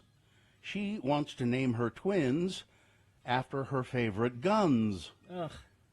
He said his wife comes from an area with a strong gun culture and is obsessed with firearms. She has a small collection of guns. She only keeps one in the house for self-defense. The rest are in a storage unit. The couple recently found out that she's pregnant with twins. They don't know the gender and have been coming up with ideas for both boys or girls. His wife has her mind set on a name that was inspired by her guns. Posting that on Reddit, he wrote, once we started talking, she said she was dead set on naming a girl Remington or a boy Colt. He vetoed those names. Though his wife loves guns, he's uncomfortable with them. She said we could call Remington Remy, Colton Colt. I said I'd be fine with Colton as a middle name, but I would never call him Colt even if she did. At that, she said he was being unreasonable because it's just a name. She has refused to talk to him about any other names until he agrees on Colt and Remington as first names. I told her this is my hard boundary, and she said, you're just a snowflake soy boy. I predict divorce before these babies are born. I don't think this relationship has a shot at success. Mm-hmm. Boner candidate number 1. Here's boner candidate number 2. I don't got nothing against him. I just had to go. This is New Palestine, Indiana. Isn't that where that train derailment was? I believe so, yeah. All the chemical. A retiree and board member of a neighborhood homeowners association is accused of defecating not once but twice on the side of a neighbor's house and denying the act until confronted with video evidence. Court documents reveal how a homeowner in New Palestine, I think it is, went out to mow his lawn only to find a pile of human feces right next to his air conditioning unit. It wasn't the first time the homeowner had found human poop piled beside his home, and it wasn't the first time he had caught the culprit on camera either. According to court documents, the homeowner caught an unknown woman on video surveillance entering his lawn the same day he found she had left a pile of poop against his house. After the second pooping was perpetrated, the homeowner contacted police and handed over surveillance footage that captured the serial pooper in the act. Documents reveal that when confronted, the 74-year-old woman denied defecating against the man's house. Wow. Once confronted with the video evidence, she changed her tune and said, well, okay, you asked me, but I didn't do it. I'm not doing it because I don't like him. I just had to go. Twice. Yeah. Right there. Yeah. Boner candidate number 2, I don't got nothing against him, I just had to go. Poop. Coming up in a moment, boner candidate number 3, they like that shed. Boner candidate number 3 coming up after this. Big Boy News and Opinioendo brought to you by... Waterproof your home with Baseco because water can make its way through your foundation in many different ways. Baseco specializes in a variety of permanent foundation waterproofing solutions tailored to your unique issue. From sump pumps all the way to major repairs to cracked settling foundations, each solution backed by a guarantee. Schedule a free assessment today at baseco.net. I don't know about you, Gina, but today I was having just a wonderful time looking at pictures of how happy Bill Belichick is with his new girlfriend. They've moved in together. Her name is Jordan Hudson, and she's 24. She's 23, Gina. I'm Please. sorry. She's 23. She's a cheerleader, 23. Bill Belichick is 72 years old, and he has never looked happier. Never looked happier. Weird. The outlet reported, the TMZ reported that the pair have hardly been apart since moving in together, vacationing in Nantucket, and then they went to Croatia. So you know it's serious. We could talk or not talk for hours. Yeah, we both like soup. We both like soup. I mean, I guess I don't. Really, it's fine. But you know, she's cute, and and he looks really happy. Oh, so, all right. All right. The West Valley City Planning Commission was packed on Wednesday. The meeting, community members filled the room, showing their support at keeping the Redwood Drive-In Theater and Swap Meet open. On weekends, you can find Esquel Medina's business, Barrio Entertainment, set up at the swap meet. It's been like for 30 years, he said. It's my family business. It's a place, he says, that's very important to him. It's priority to me, man, definitely a priority. Many other people there said the same thing about the swap meet. They love it. They have 500 to 700 vendors come out every weekend. Oh, yeah. Specifically, they come out and essentially it's a thriving economy. They make a lot of these people make money, a lot of money doing this. I used to go out and buy loose action figures out there. There was a guy who had a box full of just loose action figures, and he'd sell them for $1, and so I was able to pick up cool ones. Yeah. Well, the Planning Commission approved the rezoning request. Of course, because money. Because money. Yeah. And so there won't be a swap meet or a drive-in movie theater there anymore. It's kind of sad. It is. Let's see. A brush fire started up Parley's Canyon on Monday. They're now saying that they believe it was caused by fireworks. The Parley's Canyon brush fire burned about 1.5 acres, according to Unified Fire Authority Captain Tony Barker. And while there were no evacuations ordered, there was a road closure, and that was Monday. It caused a lot of traffic problems. By nature of the attack, they did close an on-ramp, 215 to I-80. This is all ancient history, though, by now. But the fact is, fireworks probably started that fire, and that's just That's disgusting. the season we're in now, I'm afraid. And Alta, it's been less than 10 years since they put in the Supreme lift. It's called the Supreme Ski Lift. Well, they're making plans to replace it already.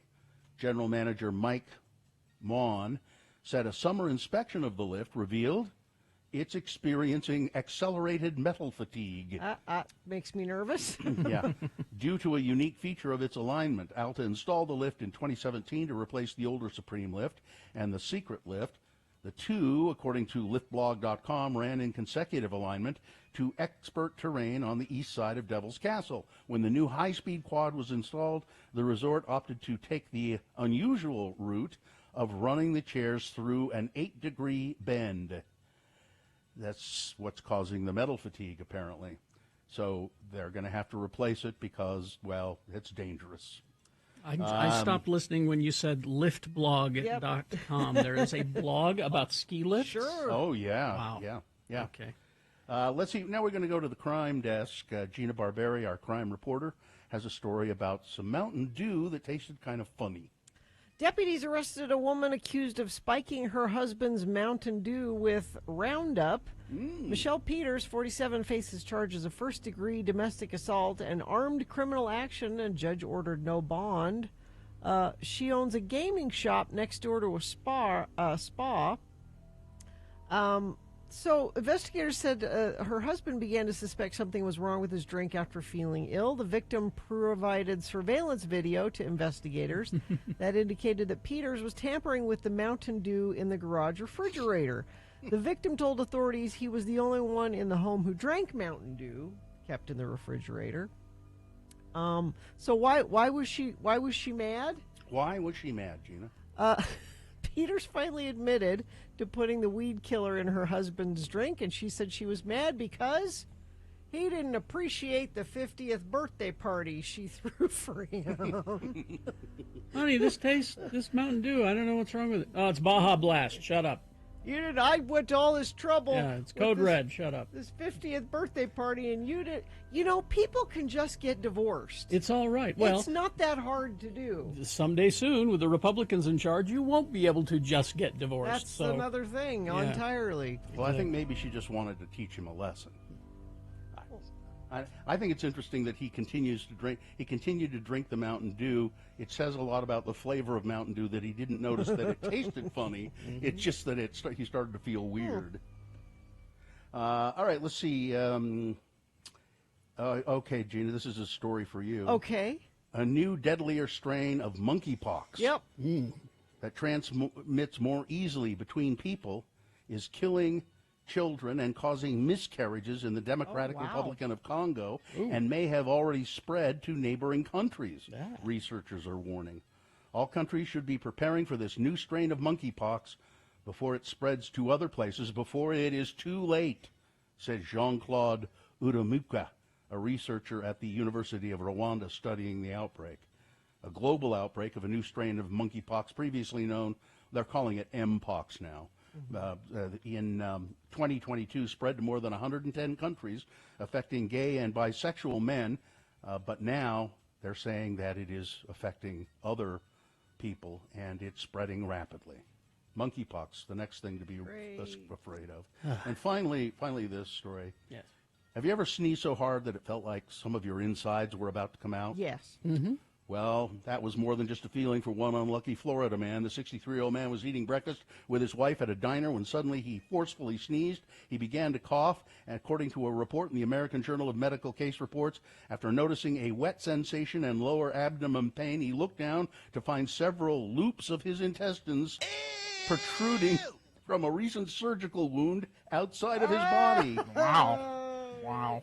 But he'll be okay. He'll be okay. Yeah, just stuff him he back just tucked in. them back in and finished his waffles. Yeah. All right, that's it. These waffles will get cold. Let's finish them.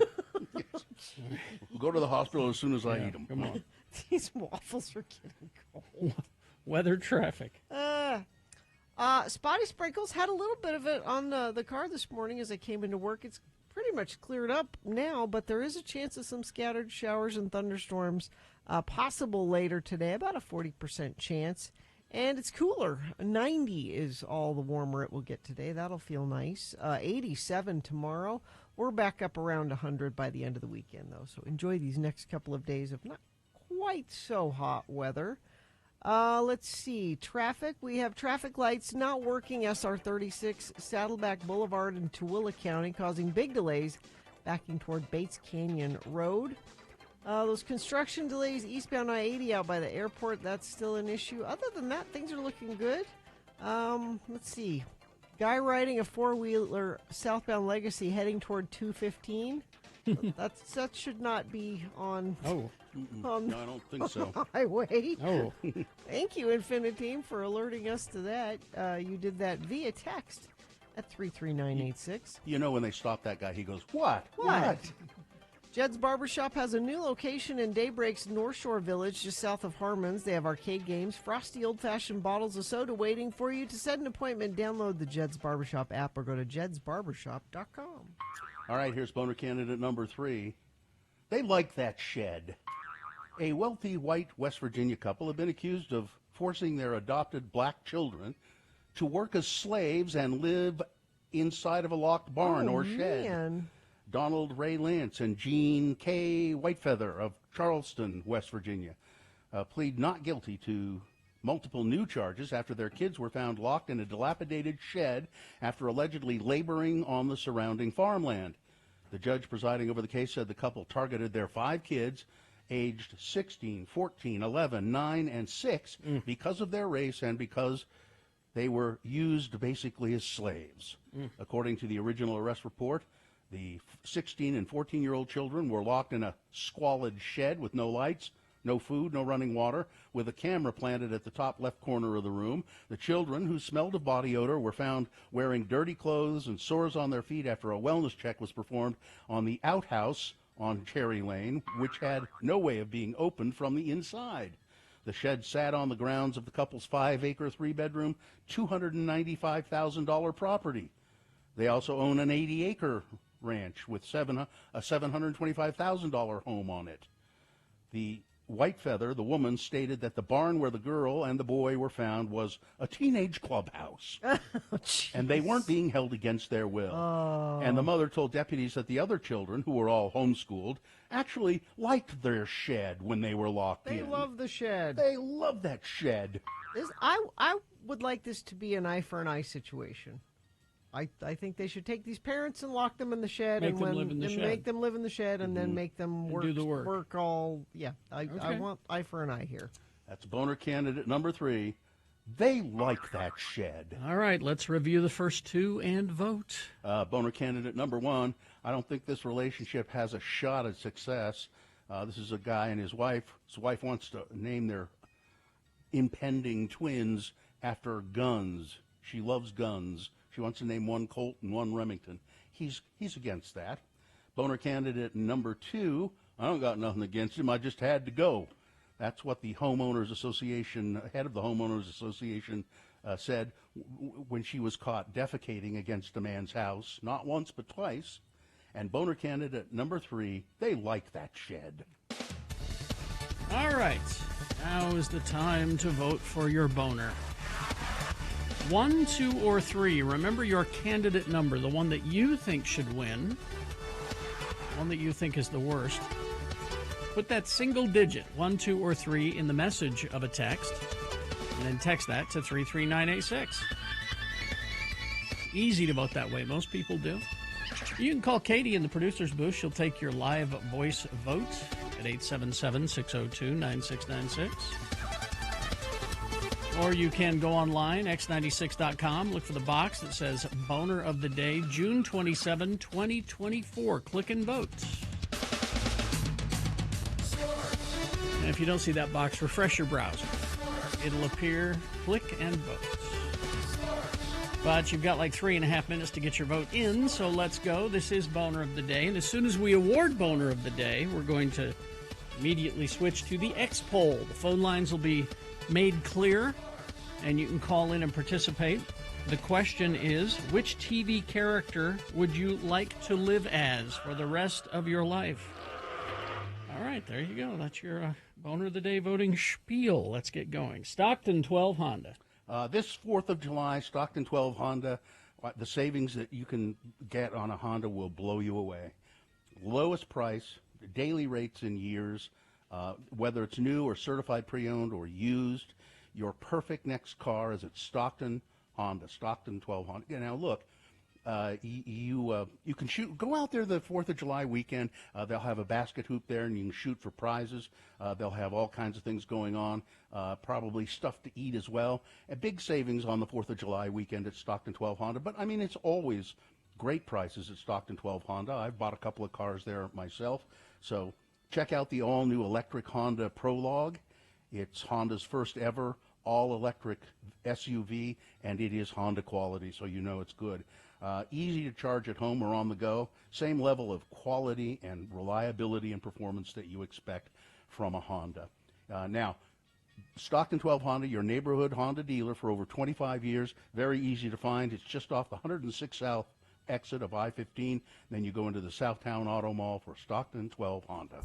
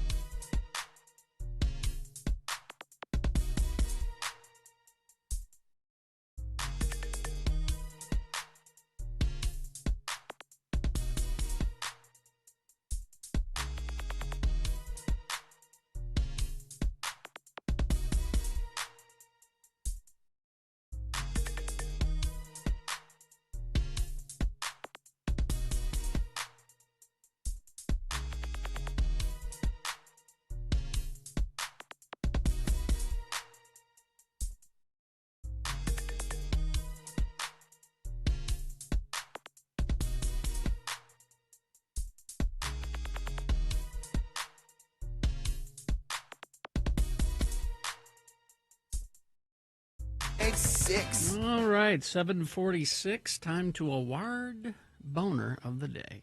And it's brought to you in part by Patty Melt.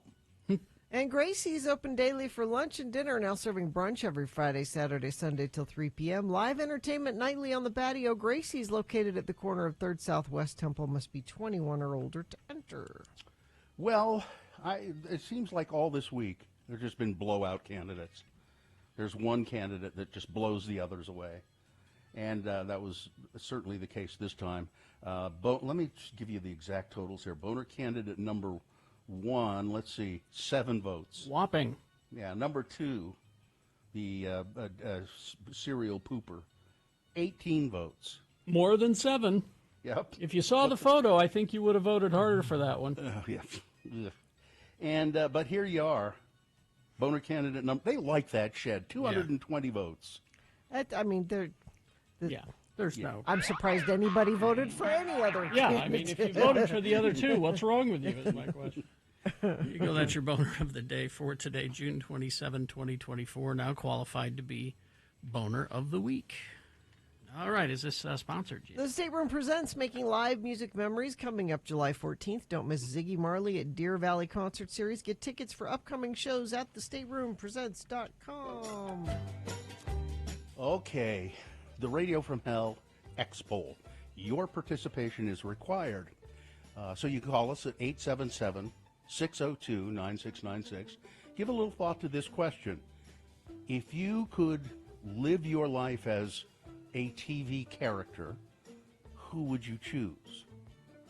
Who would you choose to be? You know, and I was thinking about it. My first thought was, I'd like to be Gilligan. Yeah. on Gilligan's Island. Why? Oh my God, he had simple. He didn't have a lot to worry about. He was too dumb. Not a lot of thought going on there. He could eat Marianne's coconut pie all the time. Let me just say this though. Gilligan did most of the work on the island. Yeah. So I would be Mr. Howell if you're going to be anybody on the island. Well, I don't think Gilligan minded doing the work. I think the only thing that Gilligan really hated was the fact that there, in the hut that he shared with the skipper, there were 2 hammocks. Yes. And they were like bunk bed hammocks, and he was on the bottom all the time. And the skipper was a notorious farter. So that. But then I thought, no, I don't want to be. I want to be Fraser Crane. That's who I want to be. Really? Yeah, because he's on the radio? Well, because he started out on Cheers in 1985 or something like that, and then he just kept going and going and going until, I don't know, his last stint as Frasier was like last year or something. Yeah. I mean, so he's had longevity. And B.B. Newworth. Yeah. Attractive. Yeah. I think, wasn't Shelley Long his girlfriend briefly at the beginning? Yeah. Yeah. So. And then Lilith. Yeah, Lilith. Yeah. So there you go. All right. Okay. Well, have you put any thought into it, Gina? Yeah, I'm going a little more current. I would like to be Jean Smart's character in Hacks. Really? She's super rich. Yeah. She does whatever she wants. Her closet is a warehouse out in the middle of the desert. Yeah. Deborah Vance is the name of the character. But she has an empty life. Yeah. She really does. She's lonely. She really is. I mean, she is. Yeah. But you don't care as long as you got a nice car, right? I like her money. Okay, if I'm going to go the other way, Samantha Stevens. Bewitched. Oh, because you got magic powers. Yeah. Oh, yeah. And you're cute. Yeah. Oh, well, if that's the case, then Major Nelson for My Dream of Jeannie. Because I've got a genie that... You got a genie anytime you want it. And I won't have the attitude problem that he had. You'll just be grateful and nice to the... Why can't you be normal? Why can't you be human? I wouldn't say that at all. I'd say, no, you're a genie. Get me an iced tea. And she'd go, bing, there it is, Genie. I don't know. 877-602-9696. We have a couple texts. You can text in, too, if you want. Sure. Let's see. Somebody says Phoebe Buffay from Friends. Okay. Somebody says, I want to be Adam West's Batman. Oh, yeah. Who we got on the phone? We got Connor here. Connor, good morning. Where are you calling from? Good morning. I'm calling from Ogden. Okay, who would you like to be? I'd like to be Ash Ketchum from Pokemon. And why? Okay. He's 10 years old and gets to hang out with Pokemon all day. Okay. Better than that. Okay. I see you have great aspirations. You know, this All is the rest of your life. I'm glad you All right. put some thought into it there. Yeah, thanks. But, all right, there you go. I mean, we didn't ask you to. No, it's you know, personal you know, choice. Dissertation or anything. Somebody says Creed on The Office. Creed on The Office? Yeah, that's pretty good. Wow. Or Rick from Rick and Morty. No, he's the villain. Oh. You don't want to be No? Rick. No. Rachel from Friends. Never worried about money. Great wardrobe. Only serious issue was, were they on a break? Yeah, okay. Yeah. Okay, there's a thought. All right, let's go to Scott. Hello, Scott. Hey, how you doing? All right. Good. Where are you, Scott? I'm in Salem, Utah. Okay. My hometown. What's up? Good. Who do you want to be? I would be Andy Griffith from the Andy Griffith Show. Could you yeah. imagine working with Barney Fife every day? That's a positive? That's a Oh man, it'd bring you so much pleasure just being around that guy. Yeah, and you got Aunt B to do everything, all the cleaning and cooking. Oh, and- yeah, yeah. It's a simple life. Yeah. It's, And his Yeah, kid, you his fish all the time. yeah, his kid's relatively well behaved, low crime rate. Good looking girlfriend, Helen Crump, the teacher. Okay. Always, yeah. Okay. Yeah. That, see, now you put some thought into There it. you go. Good. Excellent. All right, there you go, Thanks. Scott. You go Thank you. drinking with Otis. Yeah, Yeah. exactly. Yeah. All right, thanks, Scott. Somebody says I want to be Al Swearingen. He's a horrible person. Terrible human being. Horrible person. Al Swearingen? Yeah, but he ran that town. I mean, great character, but Bart Simpson. What are the pros and cons of being Bart Simpson? The hair. Is that a pro or a con? Yeah, there's the question. There's the question. Here we go. No brainer. I'd be He-Man from Masters of the Universe. No explanation needed. Well, I don't know.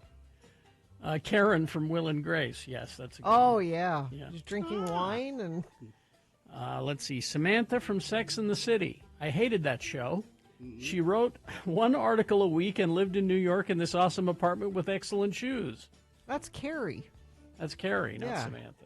You're thinking of Carrie. Oh, you see, Yeah. they hated the show that much. Let's see. I want to be Daffy Duck. Why? Of all the ducks you're picking, Of all the, if you had to pick, that's a different X poll. If you could be a duck, so which many, duck would you? so many ducks to choose from. I mean, at least Donald has a trade. You know, he can. Howard. I would be Howard. the Howard is where you want to go. His girlfriend Beverly. Ooh, ooh. Howard is the way to go. All right. Well, we'll continue this X poll on the other side of the break. 877-602-9696 is the number to call. If you could be any TV character to live the rest of your life as that character, who would you be? 877-602-9696 or text us 33986. Traffic jam. Okay, that construction slowage really bad out by the airport eastbound I-80. Looks like Foothill Drive northbound is showing some slowage as well. I don't have any accidents being reported, though, and you haven't reported any, but you can. You can text in what character you'd like to be. You can also text in traffic at 33986. Zero Res has the best deal of the summer for you right now. 3 rooms of carpet clean starting at just $99 plus a 4th room free. Take 20% off your air duct cleaning. Call 801-288-9376 or book online zerores.com, and don't forget to mention X96. All right. 877-602-9696 is the number to call to play with the X poll. What TV character would you like to live as for the rest of your life?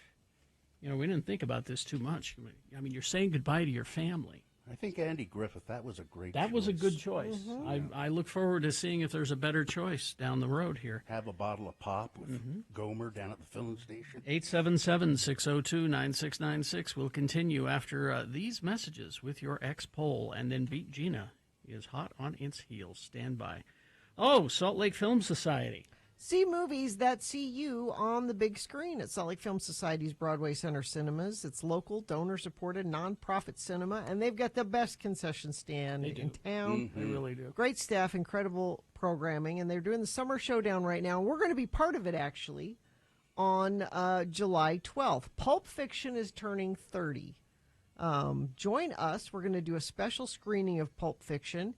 And it's part of the Summer Showdown, so you can help Pulp Fiction win that night. We're going to be recording a Not Safe for Work podcast before the screening. That starts at 6 o'clock. We'll have movie trivia, and it says we'll have fun prizes here. We're promising fun prizes. The screening begins at 7 following the podcast. Don't miss Pulp Fiction July 12th at Broadway Center Cinema. Now, space is limited, and you do have to pre-purchase your tickets, so get them before they sell out. Go to x96.com. There's a link there. And for all of the great tickets and showtimes and events they have going on at Salt Lake Film Society, you just go to slfstix.org. And just in case you didn't hear Gina, Pulp.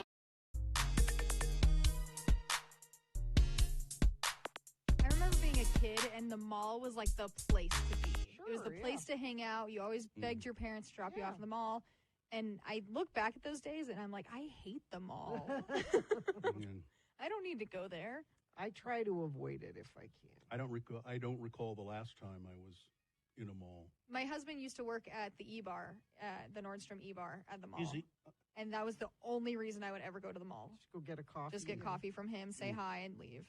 Because you were flirting with him? Yeah, well, I mean, like, I was already dating him, but I continues to flirt with him. Why not? Flirt him. It keeps the spark alive, Yeah, right? keep flirting, Keep Katie. flirting Don't with stop him. that. But You could flirt with me if you want. No. Thanks, Bill, but we're coworkers. Oh yeah, that wouldn't be good, would it? Weird. No. It'd be a little weird. I was always told not to date my coworkers, and then I started dating my husband, who I was working with at the time at the haunted house. It doesn't worked count. out. It doesn't count at the haunted No, house. But it worked out. They mean so. that everywhere except the haunted house exception. You should never dip your pen in the company ink. I had not heard that before, and I heard somebody on a television show say it a few days ago. Really? I've heard that before, and I always thought it was the worst metaphor to say. I've heard it's terrible. The worst one is don't fish off the company pier. I don't know. I think dipping in the company ink is worse. No, They're both what I'm pretty saying, bad. What I'm saying, dipping your pen in a company ink is descriptive. Yeah. Fishing off the company pier is not. It's like, huh? What do you mean? What am I? Huh? There's a lot of fish in the sea. You're fishing maybe for a I don't- date. I don't know. It's more precise to say, don't dip your pen in the company ink. Just don't date your coworkers. How about that? But companies have policies against it. But I know many instances of people that went around developing, that. or there wasn't a policy and they had relationships at work. And It depends on if you're in a position of power. Like if you're equals, if you both do the same thing. well, where's the point of that? I mean, I want to date up, man. I want my CEO to be a hot woman who wants to date me. Bill just wants a sugar mama. That's right. what he wants. That's right. That would be nice. I'm glad I'm not dating. I don't think You I know know what? how to date anymore. You know what, Gina? The dating world is glad you're not dating Isn't it? anymore because you didn't do that much of it anyway. No, I didn't. I feel like it's changed so much I wouldn't even know how to date. I've never dated. Never. I don't. You just get married. Uh, I used to say that about my dad. He doesn't date. He Yeah. just gets married. No, I've only been married twice. Yeah, twice. I'm trying, wait a minute. Yeah, twice. But And you met your first wife when you were very young, and then you've been married for another 20 some odd years. So yeah, well, but there was dating that went on in there too somewhere. a little bit. You want to be careful here? Well, it's way long time ago. It's water way under the bridge. Oh, okay. But I never dated.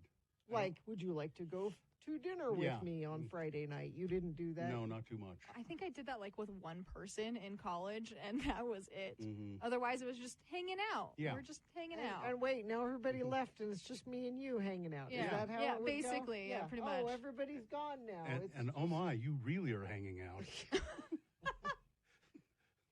Is that that's my company. That's my pen. Where's the company ink? All right. I love hanging around with women. You guys well, are you're fun. going to do it all week. All week. Yeah, you're stuck with us. I know. I like it. A lot of estrogen in here. I've often said I'd rather hang around with women than with men. I know what men are like, and I don't care for them.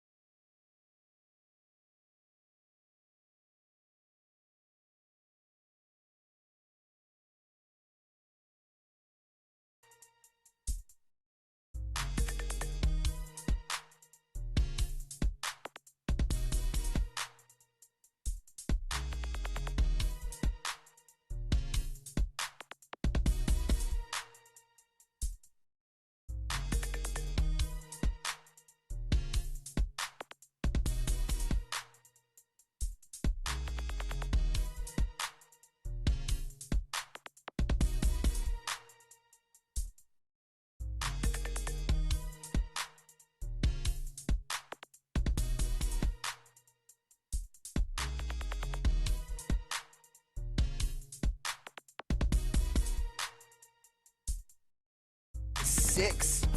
Vincent in Hooper wants to be Wonder Woman. That's the TV character he would like to be. Wonder Woman. Wonder Woman. Okay. In Hooper. In Hooper. Oh, by the way, Hooper yes. is spelled Hooper. Oh, just okay. so you know. Thank you. But it's Hooper. Yep. Yeah. All right. Well, is this sponsored? Yes, X96 welcomes Imagine Dragons to Utah First Credit Union Amphitheater October 11th, 12th, and a new third show on the 15th. You can go to x96.com for more information on that show. Let's continue the X poll then, shall we? Sure. The question is, which TV character would you like to live the rest of your life as? Yeah. All right. So let's go to Milo. Hello, Milo. Milo, good morning. Where are you calling us from? West Jordan. Don't sound so despondent about that. I'm on the way to work, dude. By going to work on a sunny day like this. Okay. Yeah. What's your character? I'd rather be Boomhauer or Hawkeye from MASH, or Boomhauer from King of the Hill. They both sound like a lot of fun. I get that from you. I would say you'd want to be Boomhauer because, Really? we don't know what he does for a living, but somehow he has money. Okay. He just hangs out all day. Texas Ranger, remember? And he always has beautiful women around. All right. Now, you can't understand him. You can't understand him, but there's all those other things. Do you do an impression of Boomhauer, Milo? No. All right. Don't try, yeah. Well, thanks for I'm going to try. Thanks, all right, Milo. thanks for participating. We'll see you later. Thanks, Milo. All right, let's go to Ellis. Is it Ellis? Ellis? Ellis. Hi, Ellis. Good morning. Hi, where are you calling from? Ogden. Okay, what's going on? What character would you like to be? Kramer from Seinfeld. Okay, good choice. He doesn't have a care in the world, and whatever problems he has, they seem to resolve themselves. Yeah. Mm-hmm. He seems to always have money. Yeah. Always has money. He has that. He has that magic power. He's the Vorta. Mm-hmm. He's had paintings of him. Yeah. Yeah. He's a character. He is a character. Yeah. Yeah. That's a Sure. good choice. Good And choice. then anytime you need cereal, you just go across the hallway. Yeah. Jerry. See what Jerry has. Yeah, Mm-hmm. exactly. Yeah. Excellent. All right. You put some Thanks, thought into Ellis. this. Listen. Thanks, Yeah. Ellis. 877-602-9696. Let's go to Tanya. Hello, Tanya. Good morning, guys. Thanks for letting me listen. What a fun subject. Yeah. Where are you calling us from, Tanya? From Erda, out in the okay. prairie. Out in the prairie. Tanya to Erda. So, what character? Let's see. Voice from the past. Nanu. I think I'd like to be Mork. You'd be like Mork? to be Mork. Mork from Ork. Yeah. Well, I mean, Right, you could drive everybody crazy. Yeah. he's got some magic powers. He Pam doesn't. Dauber was awful cute. Yeah, I mean, and she's paying for everything too. Yeah. So there's a bonus there. Other I than think I loved his. the tier, I loved his outfit. Yeah. Oh my God! Right. And other than living under the tyranny of Orson, his commander, other than that, I think he was. That's right. I think he was all right. Okay, good Plus, choice. Plus, he had a kid. Remember, he had a kid. Jonathan Murph. Winters. Murph. Jonathan Oh, I Winters. know. Right? Yeah. All right. There you go. Well, anyway, yeah, thanks, guys. Okay, there's All right, see you later. thought put into that one. All right. Let's go to Clint. Hello, Clint. Clint.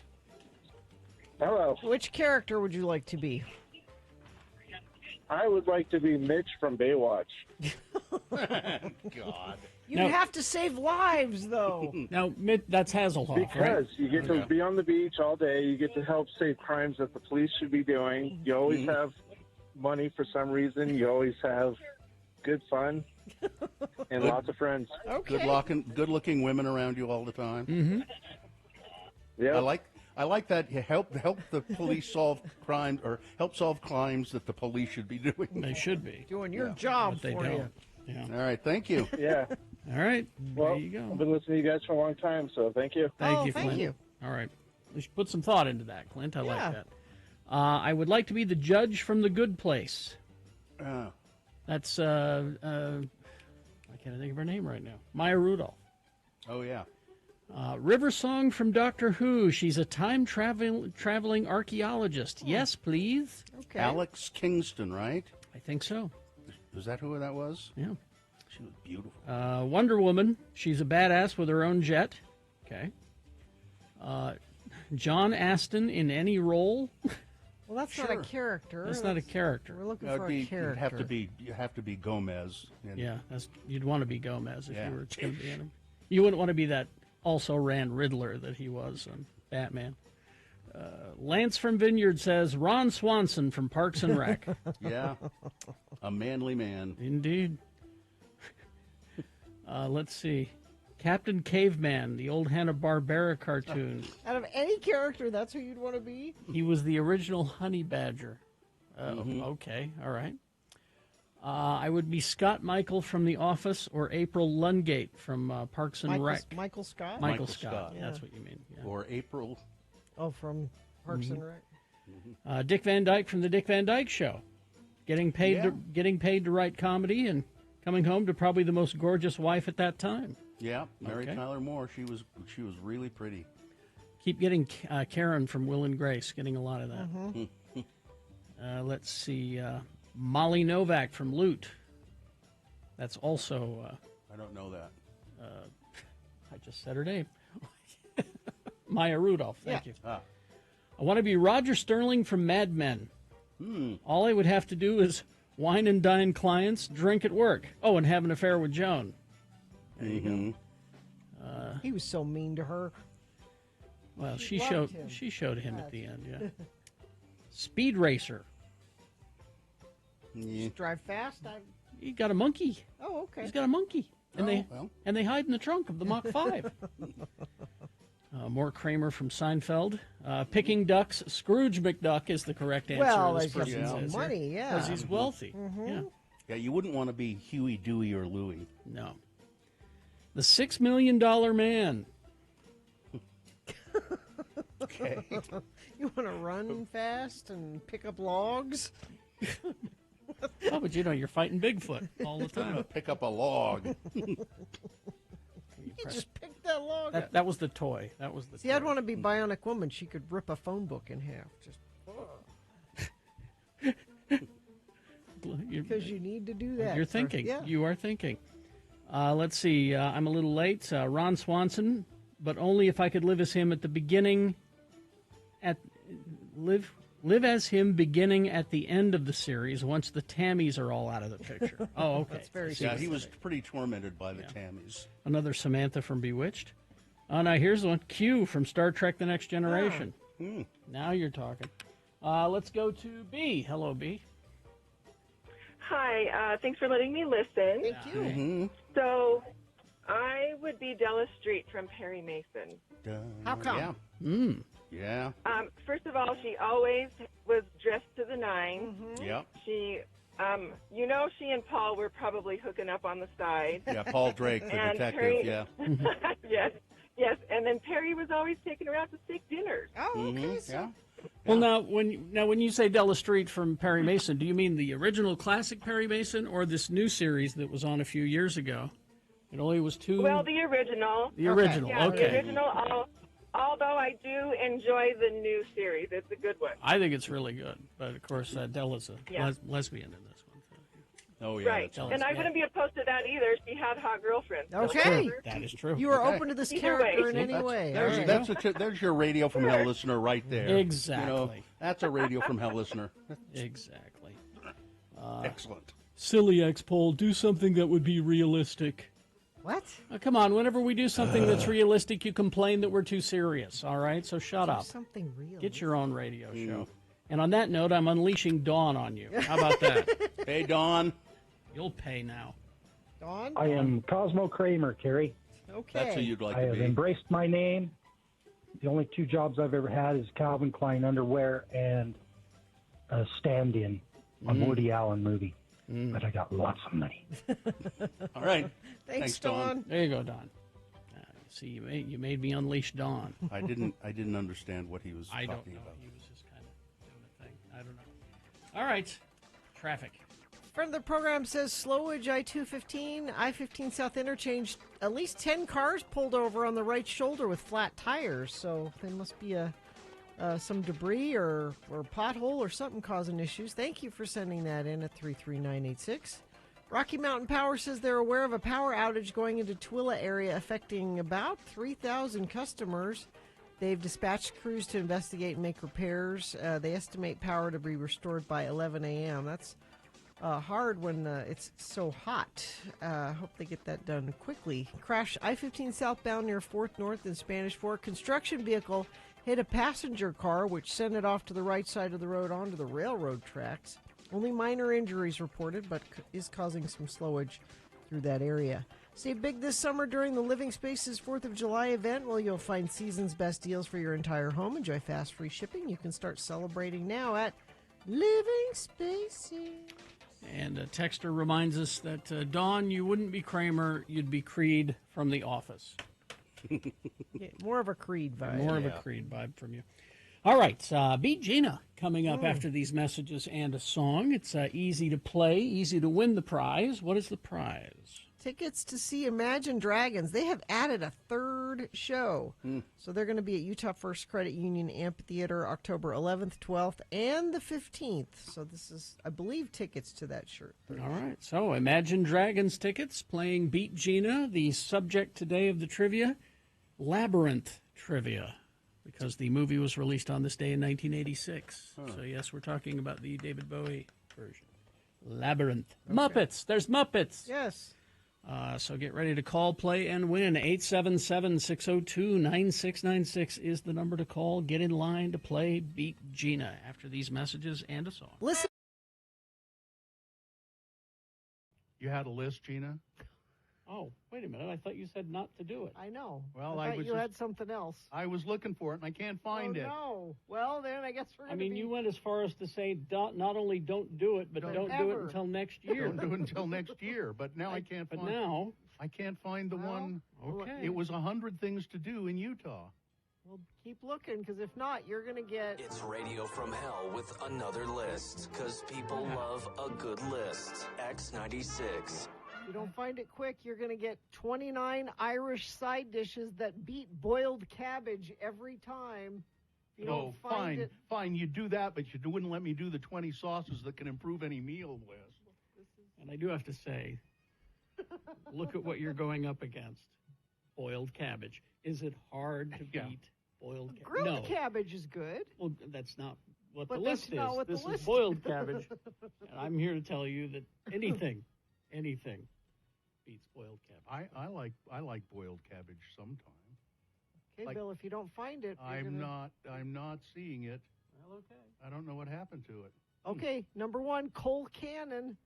It's a traditional Irish dish made of creamy mashed potatoes, green veggies like we eat it at my house. Scallions, kale. Mm-hmm. I'd eat good. that. It's good. It's better than... I have 10 sequels that were better than the original. Box tea. Superman 2. Anyway, sorry, yes. Box tea. Empire Strikes Back. Box tea? Mm-hmm. What's that? Can't decide between a crispy latke or a pile of creamy mashed potatoes? Make boxty. Crunchy on the outside, soft and fluffy in the center. Irish potato pancakes. Sounds delicious. Yeah, sounds good. Also, let's see, it was Wrath of Khan. Would be. I think they're on there. Yeah, I'm doing both of your lists. right. Roasted parsnips. I love roasted I parsnips. think I'd rather have boiled cabbage, but I love roasted parsnips. Now on here, and I know Carrie experienced this over the holidays, as did our family. Yes. Yorkshire pudding. Oh yes, yeah. Sue made some. I've never had it. What is? Here are 101 things to see and do in the Beehive State. I found it. Well, No. so Yorkshire pudding, not pudding. No. Which we had to tell our kids they were Yorkshire biscuits, because if we called them Yorkshire pudding, they would have been confused because they're stupid. No, I think most people think pudding is a certain thing that It's is Jell-O not pudding. Yeah. So if you told them that, they would have been just nonplussed and not been able to well, eat it it. just doesn't What? make sense. This isn't pudding. It's like a. So you lied to them. It's like a biscuit, a savory biscuit that you put beef fat in, and you kind of cook it with beef. They were delicious. Well, it's called a pudding because that's what they call dessert in England. Pudding. But this would be a savory dessert. How can you have any pudding if you don't eat your meat? That's true. Do you want me to keep going with this? Sure, you might as well. You already went that far. I've already given most of the list that he had with the Well, secret. this 101 things to do in Utah, this is really the first ones you go, what? Visit the Bonneville Salt Flats? No. Why would you do You that? don't need to go out there and do that. No. Have a day on the beach on Utah Lake. No, don't do that. It's gross. Tour Temple Square. Well, maybe. No, it's closed. Yeah. Yeah, that's true. That's true. How about beer cheese soup? Do you want beer? I've had that. I'd have beer cheese soup. I've had sure. it. It's It's better than good. boiled cabbage, I'll It's tell you good. that. I've got a better list than all of you. Okay. Really? How much of a true Utahn are you? Okay. And I have 24 items. All right. Okay. And you give yourself a point for each one that you've done. Okay. Okay. Seen Delicate Arch in person. Yeah. Yes. Hiked to Donut Falls. Yes. Yep. Watched a Utah BYU football Yes. game. Yep. Walked around the state capitol building. Yes. Yep. Floated in the Great Salt Lake. Yes. No. We've all been on a boat together. in the Well, Great I think Salt. they mean actually immersed in. But Oh. anyway, We I have? don't know. Visited the ice castles. Yes. Driven the Alpine Scenic Loop. Yes. Yes. Climbed Angel's Landing. No, I have not Yes. done Walked around Temple Square. Yes. Rode Cannibal at Lagoon. I don't think I have. Okay. Complained about drivers on I-15. that. Sure. Sure. Funeral potatoes. Yeah. Always ask for fry sauce. Yes. Yeah. Know exactly where Shane Company is located. Yes. And the reason I saved this list is because we made number 15. Still have an X96 freeloader card. Oh, we are. Oh, Hmm. look at that. 16, gone off-roading in Moab. Yeah. I rode a bike in A Moab. bike. All right. Walked on the Bonneville Salt Flats. No. Yes. Tried a raspberry shake at Bear Lake. Yes. Yes. Spent a day on a boat at Lake Powell. Yes. Yes. Been to a concert at the Great Salt Air. Yes. Seen a famous person at the Sundance Film Yes. Festival. Mhm. Gone to Oktoberfest at Snowbird. Yes. Skied or snowboard the greatest snow. Mhm. Or have ever said the word frick. Never. I've never genuinely used it. I've used it jokingly. There are only 4 things I haven't There done was on there that list. there was somebody. What was his name? He was a politician named Ford Frick. Mhm. Ford Frick. So maybe I would have said his name, that word. There's a Twitter handle I follow called Utah is Awesome, and they put that out. So if you want to find it, that's where that is. I haven't done Cannibal because a while ago I gave myself permission to not ride the upside downy Mhm. rides. Well, and I gave myself permission when my kids no longer wanted to go to Lagoon. I didn't have to go. Well, and see, I haven't been to Lagoon since I think the last time I was at Lagoon was with you guys. We did a show there. No, I'll go to Lagoon. And even then, just- I didn't ride many rides. I did the show and left. I go to Lagoon, but I just give myself permission to not have to ride those. That when we did a show at Lagoon, I did that sky ride. Is that what they call it, or where it's like a big Sky bungee coaster. sky coaster? Oh, the bungee thing. Yeah. Which I was scared to death to do, and I got talked into it, and I did it, and it was the most incredible.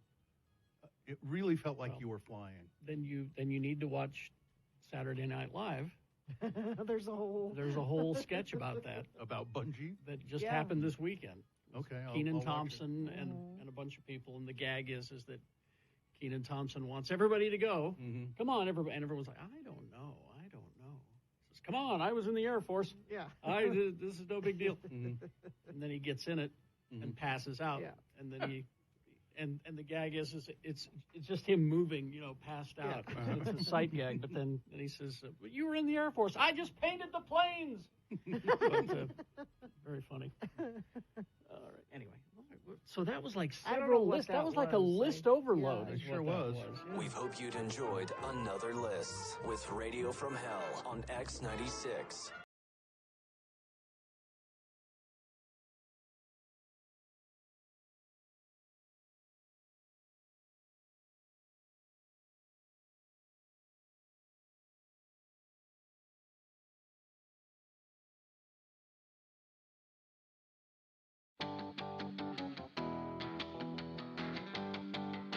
All right, 8:22 right now. Is this a sponsored feature, Gina? X96 welcomes Imagine Dragons to Utah First Credit Union Amphitheater October 11th, 12th, and a new third show on October 15th. Tickets go on sale Friday at 10 a.m. Go to x96.com for more information and ticket links.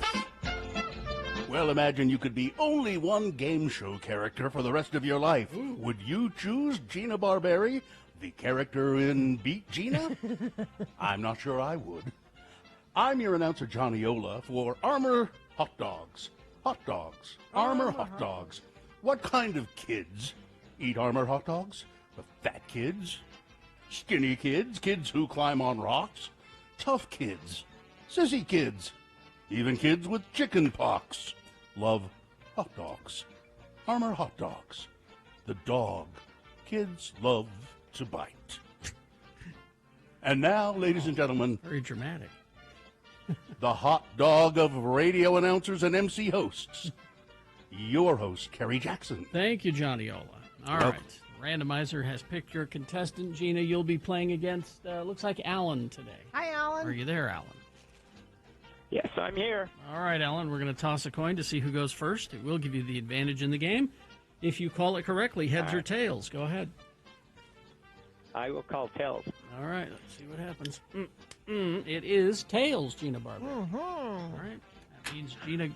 That means Gina does not go first. That means you, Alan, go first. Closer to winning those Imagine Dragons tickets. Yeah, the Imagine Dragons tickets.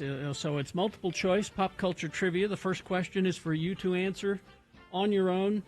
No interference. If you get it correctly, you get the point. If not, I will allow Gina to answer the same question. And if she gets it correctly, she'll steal the point away from you. We'll go back and forth like that until one of you gets 3 points. Now, because the movie Labyrinth was released on this day in 1986, Labyrinth trivia. What you having there, Johnny? I have a sleeve of saltines. All right. It's very noticeable that you do. I'll put it down. Okay. All right. Jesus. All right. You still there, Alan? Okay. I don't know what's so amusing. I'm here. All right, Alan. What's so amusing? Just checking. All right. Alan. Alan. Yes. What was supposed to happen at the end of the original script? So the ending that you saw of the movie Labyrinth is different from the original script. What was supposed to happen in the original script, the ending? Is it 1, Sarah would give in to the Goblin King?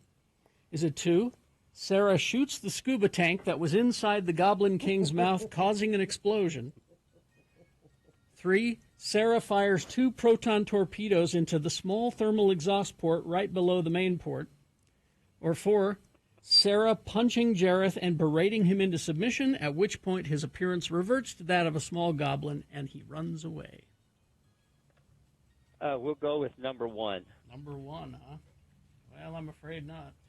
Uh-oh. That is incorrect. Oh, then that would be number 4 then. Number 4 is correct, yes. That's a point for Gina, and she controls the question, Alan. Wow, this is not going well. Yeah. Okay. Let's hurry this up so I can have a saltine. All right. According to The Goblin Companion, Okay. which is a book that gives description of every goblin in Labyrinth. Okay. Because there are a lot of them. Yeah. And they don't all have names. Okay. But the Goblin Companion gives you their names and all Okay. that stuff.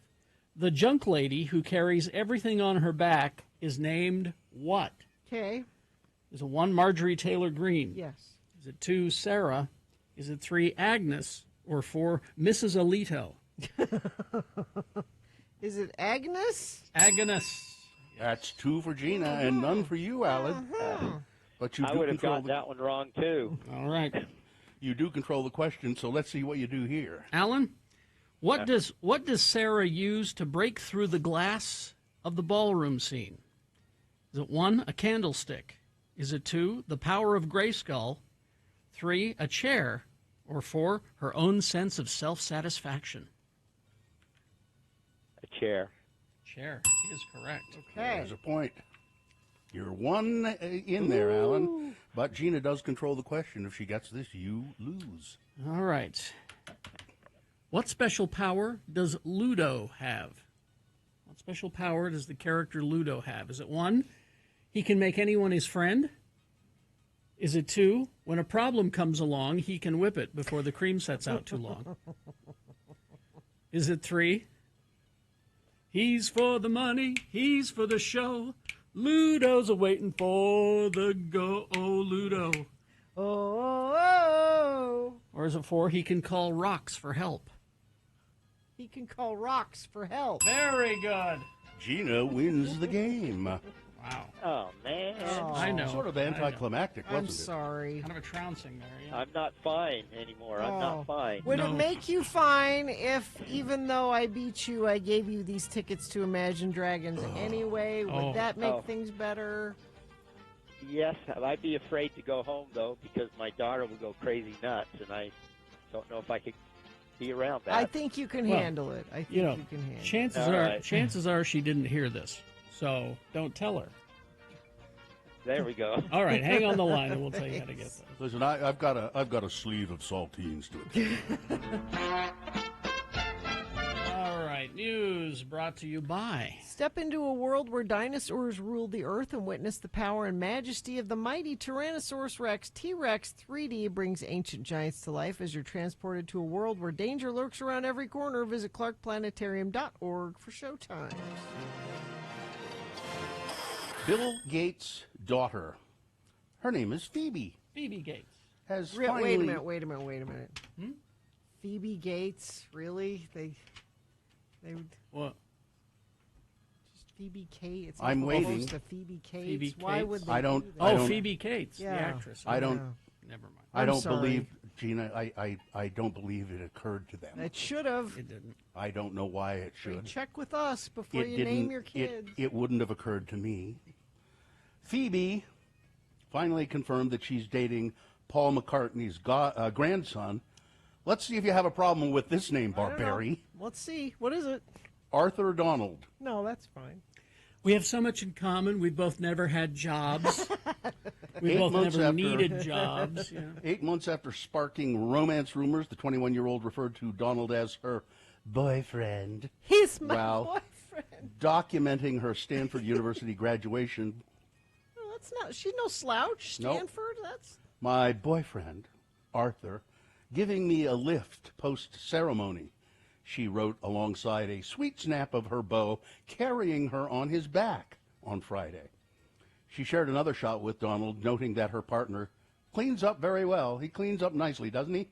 The couple first made headlines in October of 2023 when she posted a photo with Donald to her Instagram account from a trip to Paris. Donald is the oldest of Paul McCartney's 8 grandchildren, and he is the eldest son to the Beatles member's daughter, Mary, and her ex-husband, TV producer Alistair Donald. So, quite a pedigree there. Yeah. There's been a couple in St. George, a couple missing in Grand County, not St. George, excuse me, Moab. And they don't know what happened to them, but there is now some evidence of what may have happened to them. And, the couple's off-road utility vehicle may have been washed away by flash flooding. Oh. Ray and Miranda Ankofsky from Texas. They come to Moab all the time. They love it there. Mm-hmm. They were last seen Friday afternoon. Their family became concerned when they didn't check out of their hotel on Sunday. A flash flood hit the area during the weekend, and officials say a man told them he believed there might be a couple still on the Steel Bender off-road trail when he came away off the trail. A helicopter from the UDOT flew over the canyon, but those on board were unable to see any people. On Monday, search and rescue crews found the couple's UTV near the trail. The chief deputy, Mike Palmer, with the Grand County Sheriff's Office, said when the vehicle was found, there wasn't much left of it. Mm. It appears that probably once the flood hit the UTV, we're thinking anywhere from 3/4 to a mile, pushed it down the wash and off of a waterfall. Oh, man. Their tools and their belongings were scattered over a 3-mile area. Yeah. Man, that's Not powerful. good. They're going to continue looking, but I mean, it's probably what they find will not be pretty. An employee with the Mosquito Abatement District in Davis County has been arrested and accused of putting a hidden camera inside the women's locker room. Ooh. Gavin Allen Malo, arrested for investigation of voyeurism. Kaysville police noted in the police booking affidavit this investigation is still ongoing. There may have been many images found and not all victims identified at this time. Currently estimated there are between 10 to 18 separate victims which may constitute additional charges. 2 men and 1 teenager were arrested Wednesday after police say a motorist fired at another vehicle in St. George and then took off into Nevada. 2 vehicles driving on Bluff Street when St. George police said an officer heard multiple gunshots and saw one of the cars swerve off the shoulder of the road. The driver of the vehicle who swerved told police somebody in the other car had fired a handgun at him, and no one was injured in the shooting, but officers didn't say what may have instigated it. But the car that contained the shooter had apparently taken off down the Virgin River Canyon into Nevada. How much time do we have here, Kerry? You're good. You've got 5 minutes. Okay. Let's talk a little bit more about Mike Lee and his pathetic jabs at KSL and the news media. Lee talking about how KSL and other news media have been reporting the story of this woman who killed her, allegedly killed, who shot her parents. She said who shot she'd her do it parents. again. She shot her parents, shot at her brother, said she'd do it again. Mike Lee says that referring to that suspect as a woman confuses residents and compromises public safety. How? Referring to a man as a woman can dangerously undermine public safety, especially when that man is a violent murderer on the run, Mike Lee said. Now, here's an interesting commentary on all of this. Mike Lee's attack is the latest on the Church of Jesus Christ of Latter-day Saints-owned KSL. University of Utah political science professor Josh McCrane told the Salt Lake Tribune that politicians attacking media organizations to solicit support or donations isn't new, and politicians from both sides of the aisle do it. Liberals, he said, lash out at Fox News, Republicans at CNN. But, he said, his research has shown that Republican Party assaults on the news media in the modern era since the Trump administration is very different. Really? In that they explicitly target journalists as the enemy Yep. and try to make the party's supporters viscerally hate the media. Yes. So that they will question all reporting, especially journalism that exposes wrongdoing. This is not good, McCrane said. No. This is dangerous to a functioning democracy. Yes. In this case, McCrane said, Mike Lee is being explicit and saying these people can't be trusted when he himself is peddling disinformation. This is particularly problematic when we have few actual independent local news sources left, especially in Utah, but also across the country. It's damaging to the public sphere to target this sort of vitriol toward a true, independent, local media outlet. And it could get somebody killed. Yeah. Yep. Journalists observe and report.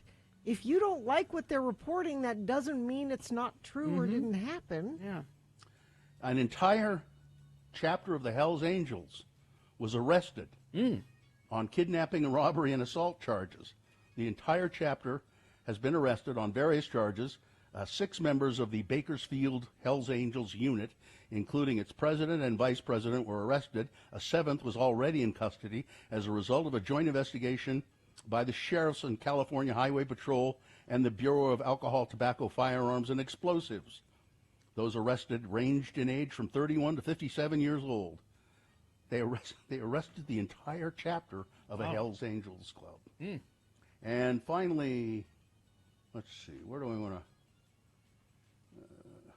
I guess most people are planning to watch, they say, the Biden-Trump debate. It's at 7 o'clock tonight. I think, Carrie, you suggested earlier somebody had said that Donald Trump will show up, but that he'll walk off the set at some point early. I listen to a lot of really smart people who know this stuff, and Cliff Schechter says, you know, I'm hearing from all my friends who are saying he'll quit at the last minute, he'll bow out, and he'll blame some sort of thing. He says, I'm the lone person who says he'll show up and he'll do a couple of questions, but then he'll walk off in a huff. Yeah. I could see that happening. Saying, I can't get a word in edgewise. They keep turning off my mic or something like that. This is rigged. It's a rigged debate. It's rigged debates. Yep. CNN, the Clinton News Network, blah, blah. 7 o'clock. Yep. All right, that's it. We'll see. Sports weather traffic. The Utah Hockey Club went fishing in the free agency market, and they reeled in their own tuna. Liam O'Brien, a man who emphatically introduced himself as Spicy Tuna to fans in April, is signing a 3-year contract to play in Salt Lake City. I don't know a lot about hockey. Apparently, this is a big deal, and he's a lot of fun, and but fans love him, and he will be a good addition or remaining with the team. Why is he called Big Tuna? I don't know. Spicy tuna. Spicy tuna. I think it's similar to in The Office. It's that unimaginative? Yeah, it's like, hey, tuna, and because he had a tuna sandwich, he's Big Tuna? No, and actually he says he's allergic to tuna. Then why? I don't know. But I was watching a little video of him from yesterday. He seems like a cool, fun guy, and we'll take you, Spicy Tuna. Welcome, Spicy Tuna. Yeah. If you have any questions, give us a call. We can help you find whatever you need around town. Utah Jazz first draft pick Wednesday evening was a bit of a shock. Colorado forward Cody Williams selected 10th pick overall. Bit of a shock because I guess he was supposed to go higher, they had predicted. So it sounds like Jazz got a good deal yesterday, and he seems excited to play in Utah. So we welcome Big Tuna and Cody. Spicy tuna. Spicy tuna and Cody to Salt Lake. Weather. There is a slight chance of a tornado. What? In Provo today. They were just putting out a map of Really? I mean, tiny chance, but if you live in Utah County, watch the skies. You might watch the skies. You might see a tornado. 40% chance of scattered thunderstorms today, and it is cooler than yesterday. 90 for a high today. Tomorrow, 87. Then we creep back up into the upper 90s to 100 by the end of the weekend, it looks like.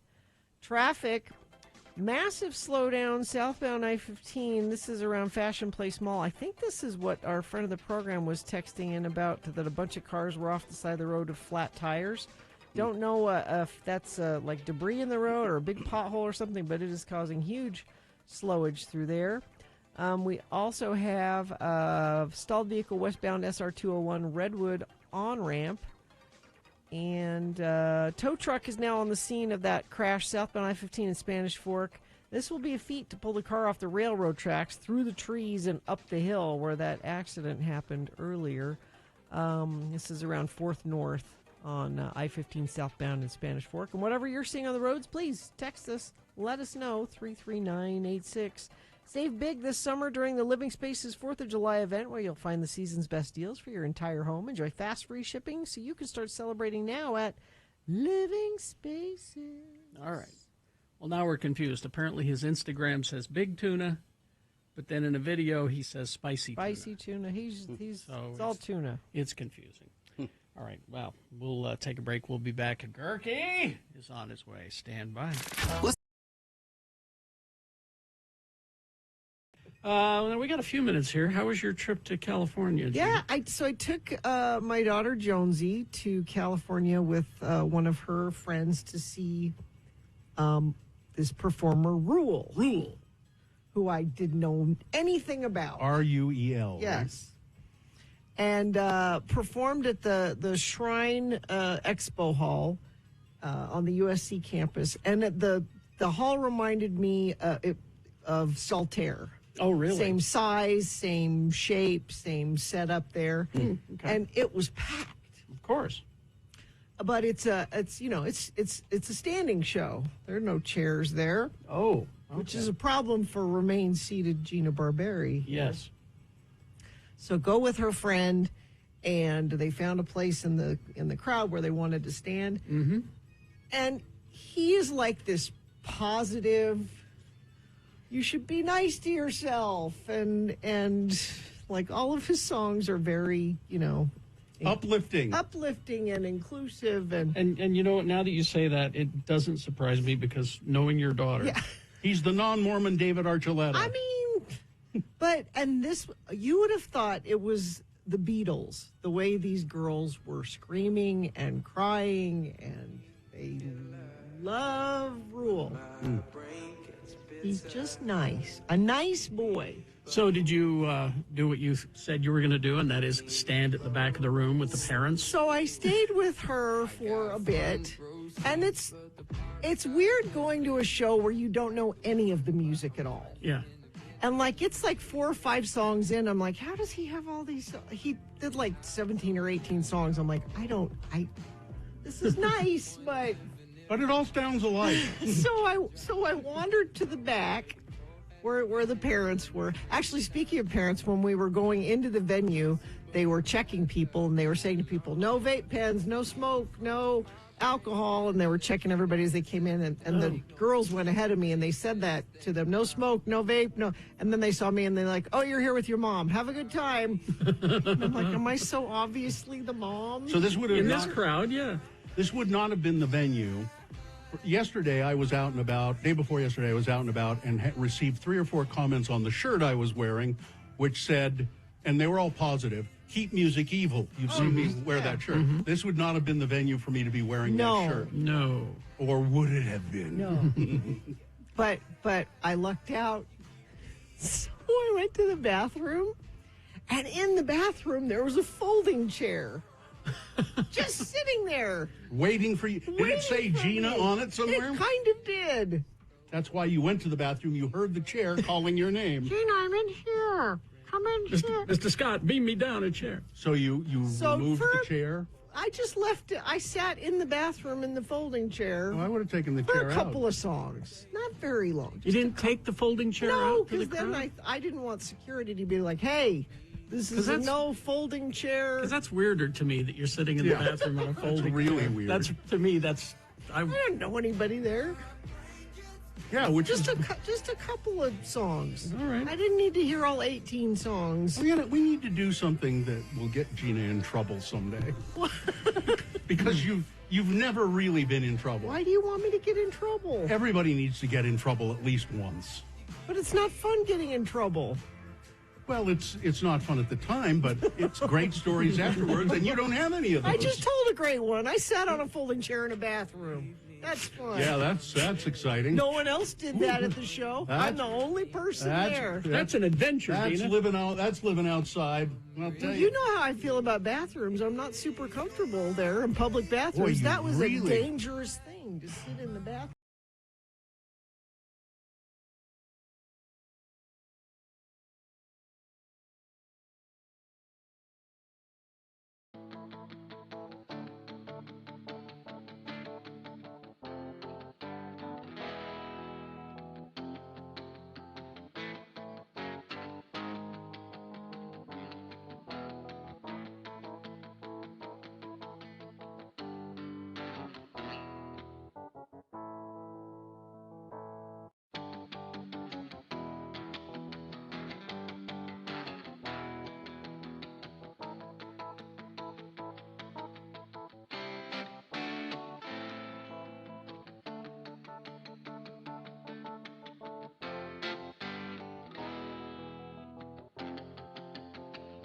603-9886. All right, 8:46 right now. And is this a sponsored feature? It should be. It really should be, shouldn't it?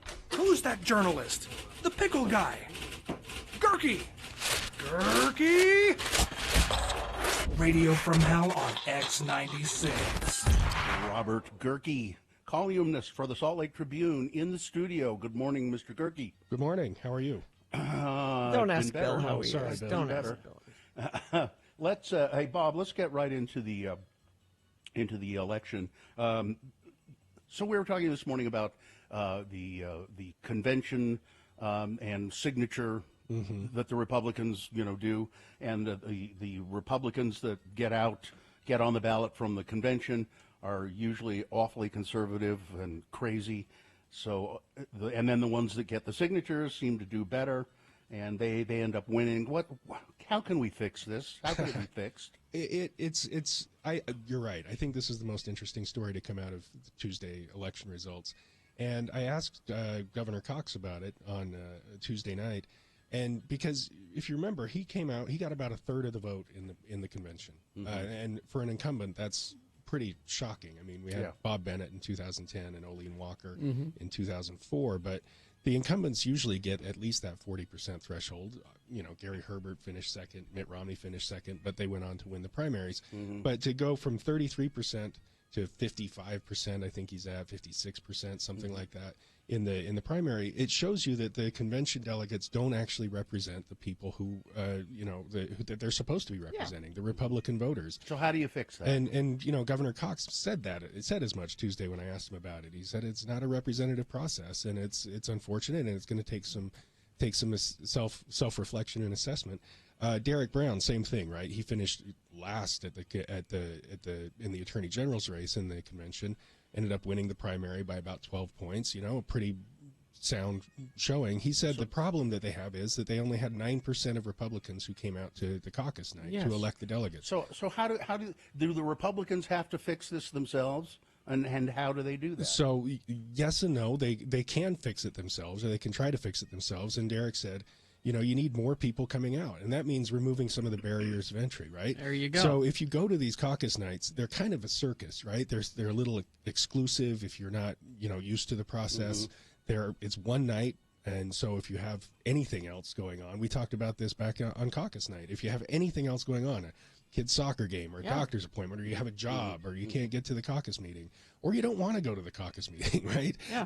Then you're not part of the process. And the people who do go are the people who are the most fanatical about Crazy shows up. That's That's the Gina Barberi mantra. It's the people, who are, it's the equivalent of political Dungeons and Dragons, right? They're the people who are super invested in it and care a lot about it, and the people who don't, end up feeling a little bit out of place.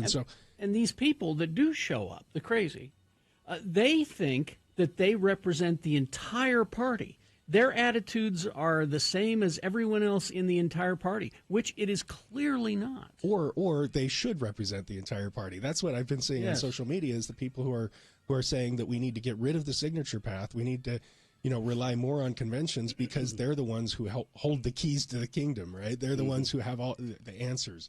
And so, it's one of these processes where you have to ask in the future, if you're a candidate like Governor Cox, who goes to the convention and these delegates boo him and jeer him, and he says, maybe you hate me because I don't hate enough, right?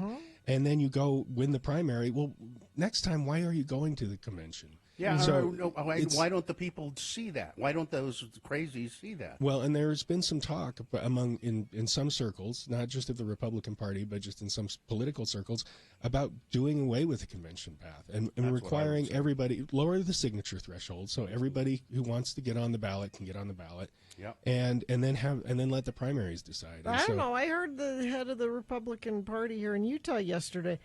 He's not talking about that, no. He likes the caucus. He likes the caucus. Yeah. Because he's one of the... Yeah, but he's the head of the party. If the head of the party isn't on board with getting rid of it, they're not going to get rid of it. Well, and you've got a guy like Derek Brown who, is the former head of the party, right? He's been through this process, and he says you've got to get more people there or else it's not going to be representative. You're right. Rob Axon, I talked to him yesterday about this very issue, and he said people don't take into account the fact that a lot of the people who did go through the convention system won down ticket legislative races and so forth like that. And there is an argument to be made that the primary system, it favors A, incumbents, and B, the candidate with the most money. And that's just sort of our political system in general, right? The incumbents usually win. The candidate with the most money wins. He said there were 20, I'm forgetting the number, 24 candidates who went the signature path. Most of them lost. And the two that won were John Curtis and Derek Brown, who both are well-known and raised a lot of money. So there is an argument to be made that primaries favor the candidates with the most money or the candidates who have that incumbency advantage. But we've got this system right now that we pretend matters, and frankly, it just doesn't anymore. No. And until they fix it, it won't. And it's going to be more and more people who are disillusioned, disenfranchised, alienated by that. I had a friend who went to be a delegate. Was elected a delegate, first time he's done it. It was a 14-hour day at the convention, right? Yeah, and nobody wants. And it was crazy town. And they're booing the governor, and they're it's this hardcore Trump crowd. And he's like, I'm not going to do that again. It's not worth it. Especially that's what they're hoping. That's what they're counting on. Well, especially when the results don't matter, when all the people. So if you run down the list, all of the top tier candidates who came out of convention ended up losing, right? Hey, Gerke. Yeah. How far do you think Phil Lyman is going to take this, not conceding and investigating? How far is he going to take it? Well, and it's not just Phil; it's Trent Staggs. As of last night, at least, maybe he's changed his mind this morning, but they both lost pretty handily, and won't concede. And it is the Trump playbook. Yeah. How far is he going to take it? I think he doesn't have anything to lose at this point. His supporters, the people he's already lost. But the people who backed him are going to back him more if he holds the line on this, and starts questioning the election outcomes. That's the playbook. And you were talking. I heard earlier you talking about Mike Lee attacking the media, and this is just another example of people attacking the institutions in this country that are there to try to preserve democracy. Yeah, elections have as long as we've been a country, have not been a controversial thing. And if you lose, you lose, and you shake their hand and move on. It's almost a form of sportsmanship, political sportsmanship. And if you're a poor sport and you can now, cast doubt on the outcome of these elections, cast doubt on the legitimacy of the election, and cast doubt on the legitimacy of the winner and the government and the policies they produce. And that's a really dangerous path for us to be going down. I just like to say to Phil Lyman and those of his ilk, you get what you get, and you don't throw a fit. I mean, I think he could take some wisdom from that, I suspect. Jeez. And so I don't know how long he's going to hold on with this, but he, again, at this point, it doesn't matter. I mean, I think everybody sees these guys for who they are. How about Celeste Malloy? Is she going to pull it through? Or? Yeah, well, so she was up about 3,000 votes on election night. It dropped to about 1,500. She's up about 2,000. We don't know exactly how many votes are left, but it's going to be pretty hard for Colby Jenkins to overcome that, especially. But as we saw with the new ballots that posted yesterday, if he can cut another 1,000 off of it, I think it's pretty interesting. I think he'll say, "I'm not going to concede." Of course not. Well, he shouldn't be conceding yet because there are still votes to be counted. I think even if when they declare her the winner, if they do, he'll say, "Well, I'm not conceding." Yeah, and that Celeste Malloy race was one of the more interesting ones we had because, you had Mike Lee come out so strongly for Colby Jenkins early, and then you had the entire congressional delegation, all the Republicans in the House delegation, and Donald Trump come out and endorse Celeste Malloy. And I asked her on election night, it's like, what do you think? How much of a role do you think those played? And she said she had always been somebody who didn't think endorsements actually mattered that much. But in her case, she said now twice in a row, because last time she ran, she got the endorsement from Chris Stewart, and it was a big boon for her. She said twice in a row, she's an example of a candidate where she feels like it made a difference. I suspect she probably holds on, but we're gonna have to see how those late tallied ballots come in. Mike Lee is such a boob. It's going to be interesting to see how those endorsements of candidates who ended up losing actually matter, because he tried to play this kingmaker role in Republican politics, right? And the candidates he endorsed by and large didn't do well. He didn't move the needle as much as he had hoped, and so maybe that's a little bit of a blow to his credibility and a blow to his reputation. He's such a yappy little lapdog. But he's another one that's in that bubble. you know. Yeah, he's very squarely in that bubble. The boob bubble. And you know, we talked 2 weeks ago about how he tweets like 15 times a day about all of this stuff, and he pulls stuff out of these, you know, really not credible sources and tries You're to saying the promote Daily things. Stormer is not credible? I suspect if you looked at his campaign account, he probably has a subscription to that as well. But you know, so he's trying to be this kingmaker. But I think what we saw in those Tuesday election results is that he's not necessarily where the Republican voters are. And if the Republican Party is those, you know, those people like Mike Lee and the elites, that's one thing. But I think, you know, as Governor Cox told me on Tuesday, the Republican Party is the Republicans who make up the party and actually vote. So, you know, I think he's a little out of step with those guys. Exactly. Robert Gehrke, he'll be discussing this in the pages of the Salt Lake Tribune. sltrib.com your piece should be there about now, shouldn't it? Should be, yeah, anytime now, yeah. Dropping any moments. All right. Well, thank you, sir. Thanks, thank guys. you very much. Take care. Traffic, Gina, please. About a dozen vehicles with flat tires, I-15 southbound in Midvale. Most are over the right shoulder, but Highway Patrol is blocking the right lane for safety, causing lots of delays in that area. I don't know if it's potholes or there was debris in the road, but something's causing trouble there. Thumbs up.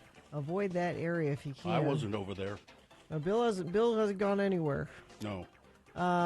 Westbound SR 201 Redwood Road on ramp. There's a stalled vehicle there that's causing a little bit of slowage. And whatever you're seeing on the roads, text it to us 33986. All right. Thank you very much. KXRK Provo, we're going to take a break. After some messages and a song, we will have for you the Boner Recap Game. Easy to play. If you were listening, you heard the Boner this morning, you know who won. If you weren't listening, I'll bet you could guess. But why take a chance? Cheat. Go to x96.com. Click on the box that says Boner Voting June 27, 2024. Click on that, and you'll see it says winner right there next to the winner. What is the prize for today? Tickets to see Violent Femmes. Oh. They're coming to, are we playing Violent No, Femmes? no. I'm just saying that's a good prize. Oh, yeah, it's a great prize. September 8th and 9th at Sandy Amphitheater. All these bands adding dates because people are excited. I think that's great. Yeah, that's the prize. So, Violent Femmes tickets. All you got to do is play the Boner Recap Game after these messages and a song. 877-602-9696 is the number. BigOTires.com. Here's the thing about Big O. Yeah. Is it anytime that I go to see them, I make an appointment online, BigOTires.com. Anytime I go to see them, I always in my head, for some reason, think I'm going to be there longer than I actually am.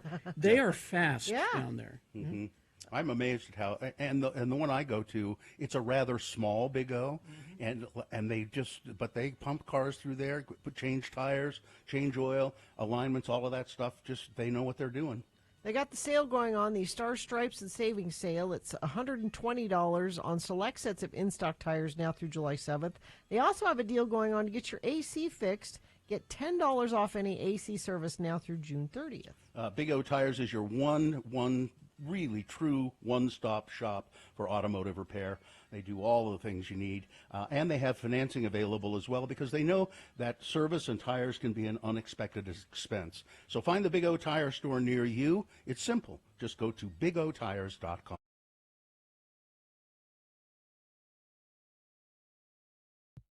It's Friday the 13th. It is? Yes, it is. And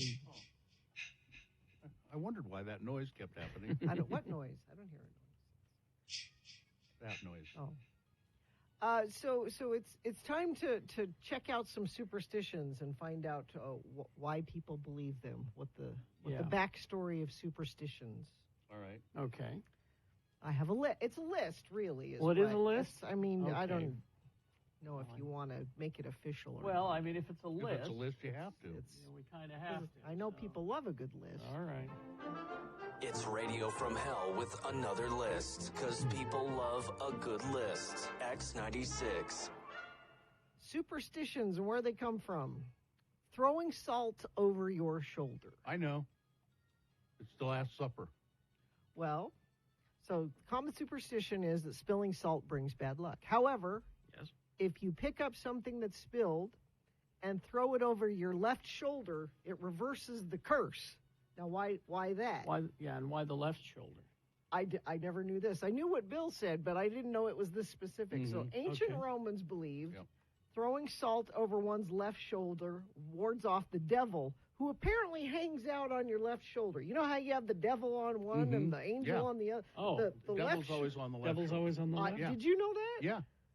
Did Yes, you know that? Gina, I live with him every day.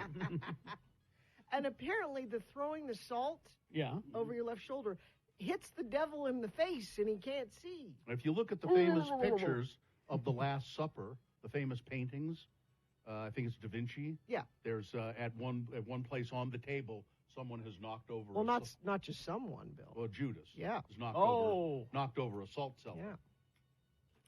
Yeah. So fear of the number 4.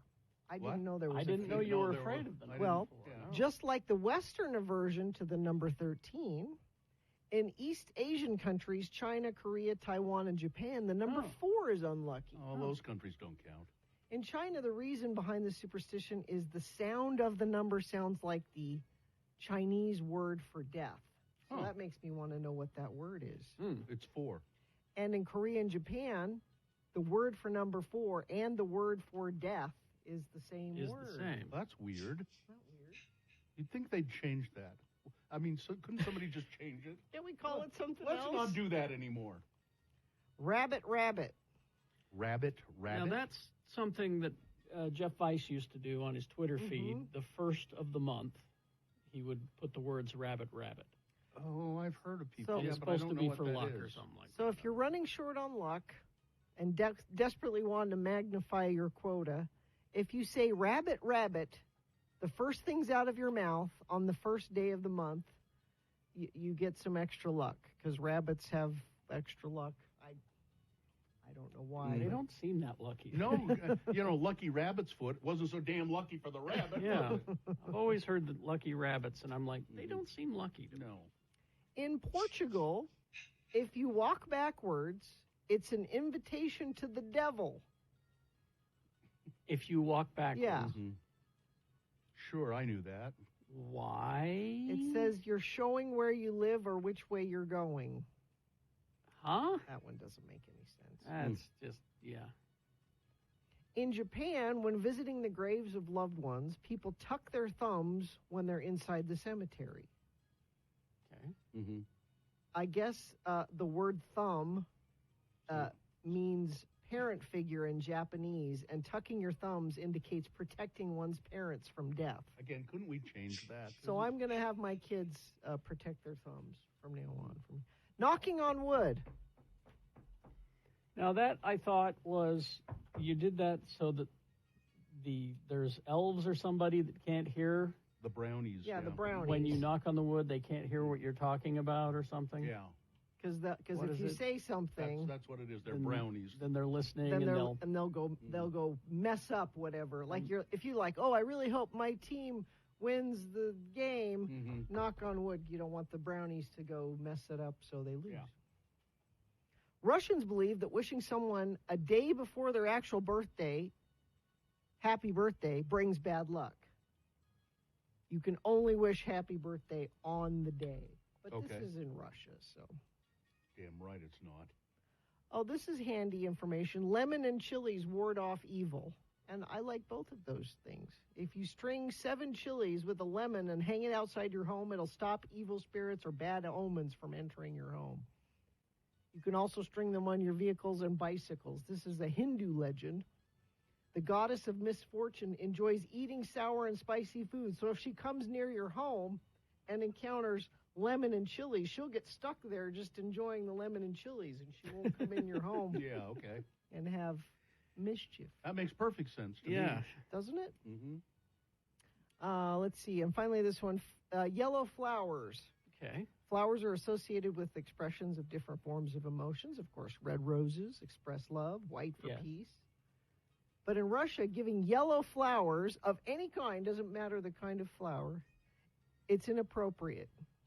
It means somebody's going to die, like the relationship can die, or a person is going to die. I found another couple of things for Friday the 13th, things that you should not do. Get a haircut. Don't get a haircut Why on Friday not? the 13th because it will lead to the death of a family member. What? That's what it says.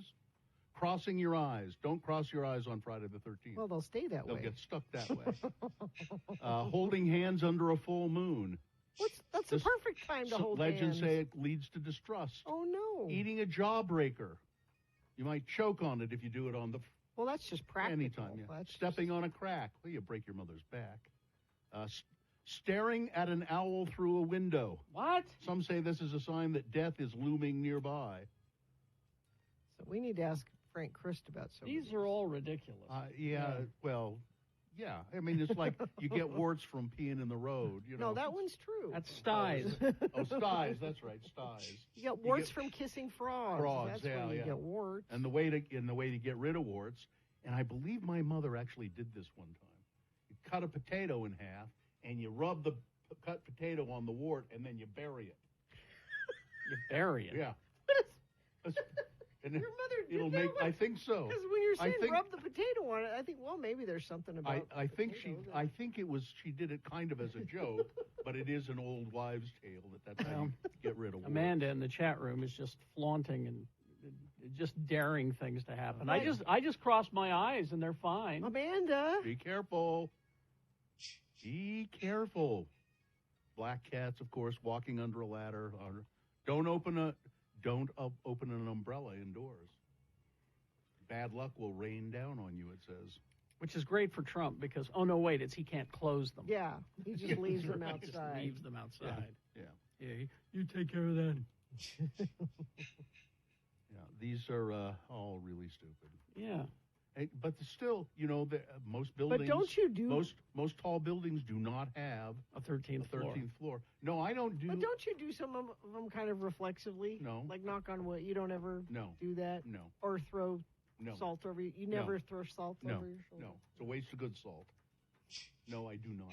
I don't believe I have any superstitions or. I only knock on the tabletop when I've had something that has been served to me that is absolutely delicious, and I've got a mouthful of it, and I want to let the server know that I'm enjoying it. That's how you do I'll it. go, That's how I let them know. And that's they know that you have great etiquette. Mm-hmm. Yeah. Do you have any superstitions? I do those things. I knock on wood. And really? I don't have any. I mean, Yeah, do I don't think there are brownies hanging around? No, but you I still do it. them. Yeah. And you say things like, "Well, knock on wood." I do. I say that. Actually, I can see that because pretty much you haven't met a cliche you don't like. And I didn't know about the devil on my left shoulder. It's nice to know where he is now. If you'd asked me, I would have just pointed. I would have just said, Right "Look there. really closely. He's right." See him? See him right there? Yeah. Oh, the terrible things he's saying. Mm-hmm. Yes. We hope you'd enjoyed another list with Radio from Hell on X96.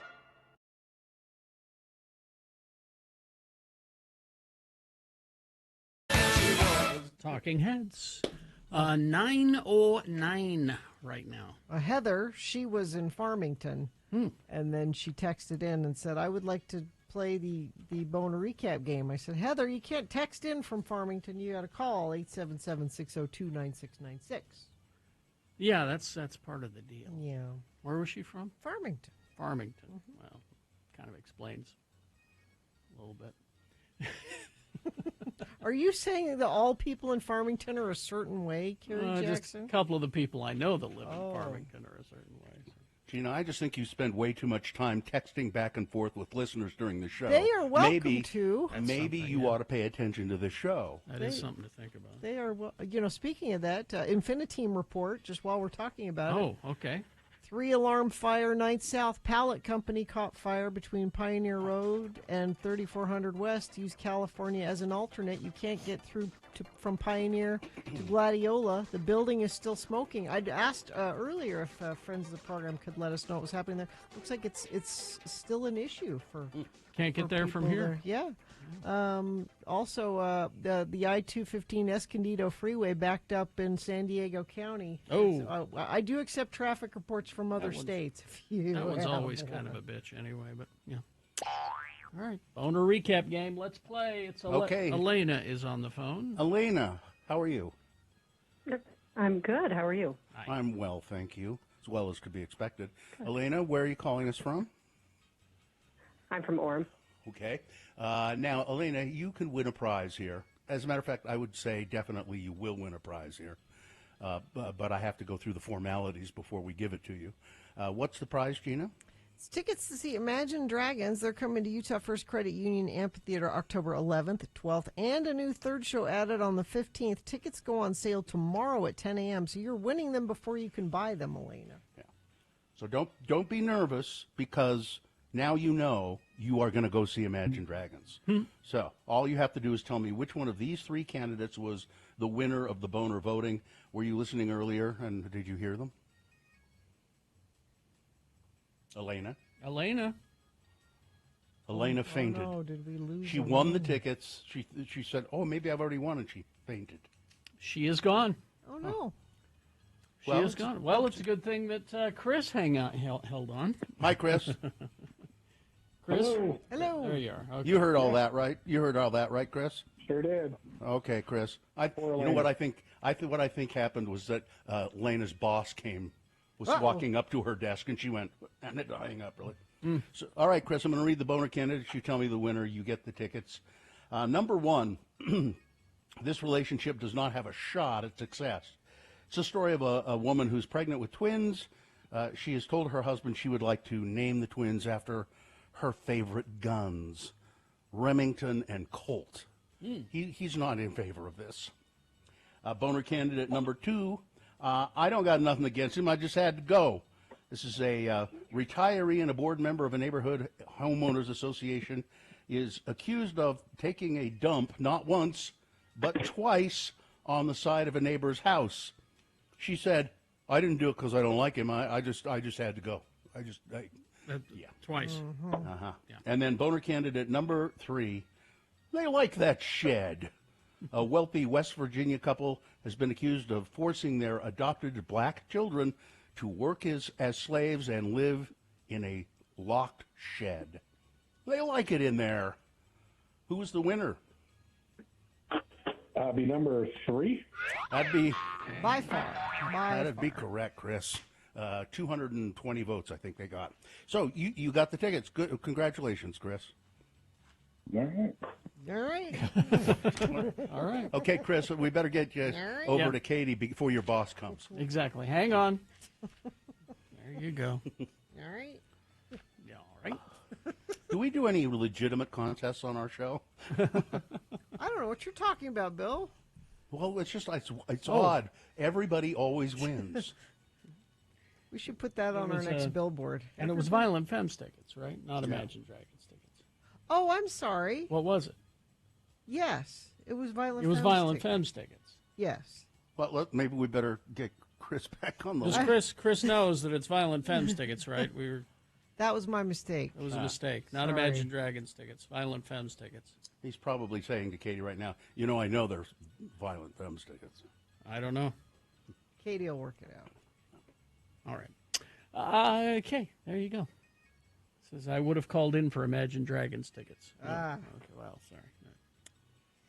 See, and I even on my sheet, I even crossed out Imagine Dragons because we did it already, and Violent Femmes was not crossed out.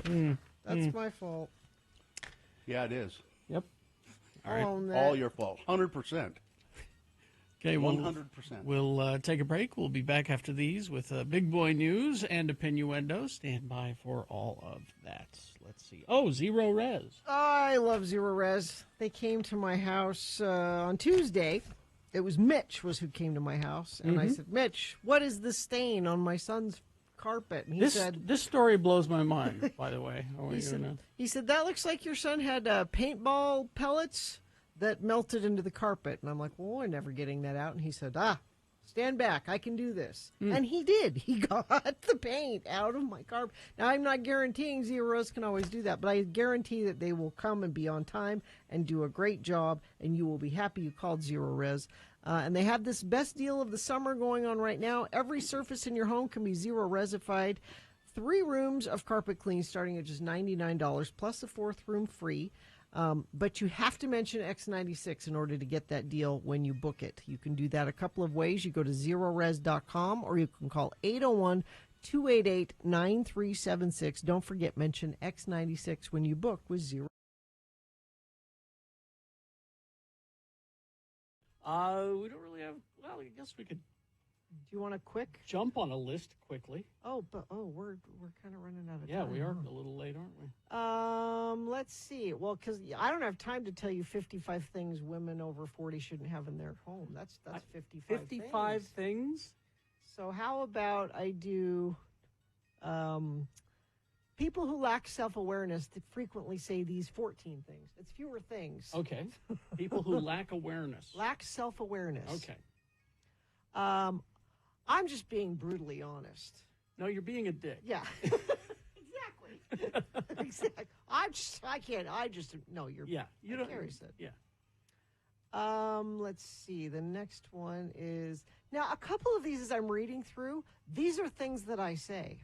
Okay. And I say this one. I really hate drama. And I do. And I do. And you know this about me. Yes. And I know this about you. I truly hate drama. Now, this says the classic drama averse, yet somehow drama surrounded person. It's a bit like someone who says they hate soap operas but know every plot twist. No. If you find yourself always in the eye of the drama storm, maybe it's time to ask, am I the common denominator here? No, because I have removed all the dramatic people from my life. Yeah. And some of these people are blood relatives. I guess there are people that say that, but they really are involved in it. Yeah. I also say this. I don't care what people think of me. I care what a few people think of me. I care what you think of me. Yeah, I care what my husband thinks of me. Yeah, there are some people I do care. The majority I don't. But generally, Yeah. you can like me or not, I don't care. I'm not like other people. This line is all about celebrating uniqueness, which is awesome, but it can also accidentally tip over into I'm the main character in this story. Exactly. You really Yes. should pay attention to me. Let's see. I'm not judgmental, but yes, you are. And I won't say that because I absolutely admit that I'm judgmental. I am too. I 1,000%. I just tell it like it is. No, you're being a dick. Yeah, again. that's kind of like saying you're brutally honest. Yeah. People just don't understand me. You're not that complicated. You're really not. An enigma wrapped in a Yeah. riddle and no one gets you. You're just a dick. No. I'm too old / too young for this. Don't say that. Yeah, I'm a people pleaser. I kind of used to be, I think, a people pleaser. I'm always suspicious of people who say I'm a people pleaser. Yeah. Have your own opinions on things. And, Yeah, okay. And finally, this is apropos of this show. Oh, I don't care about politics. That's what this texter was trying to tell me. I don't care. You should. You should. It's your life and the people you care about's Yes. life and the community you live in. They're passing laws that affect you. Yeah. You should care. And you should be outraged when they... Oh, okay. Never mind. Thank you. Just a quick list. Quick Tiny list. I liked that. Thank you very much. We hope you'd enjoyed another list with Radio from Hell on X96.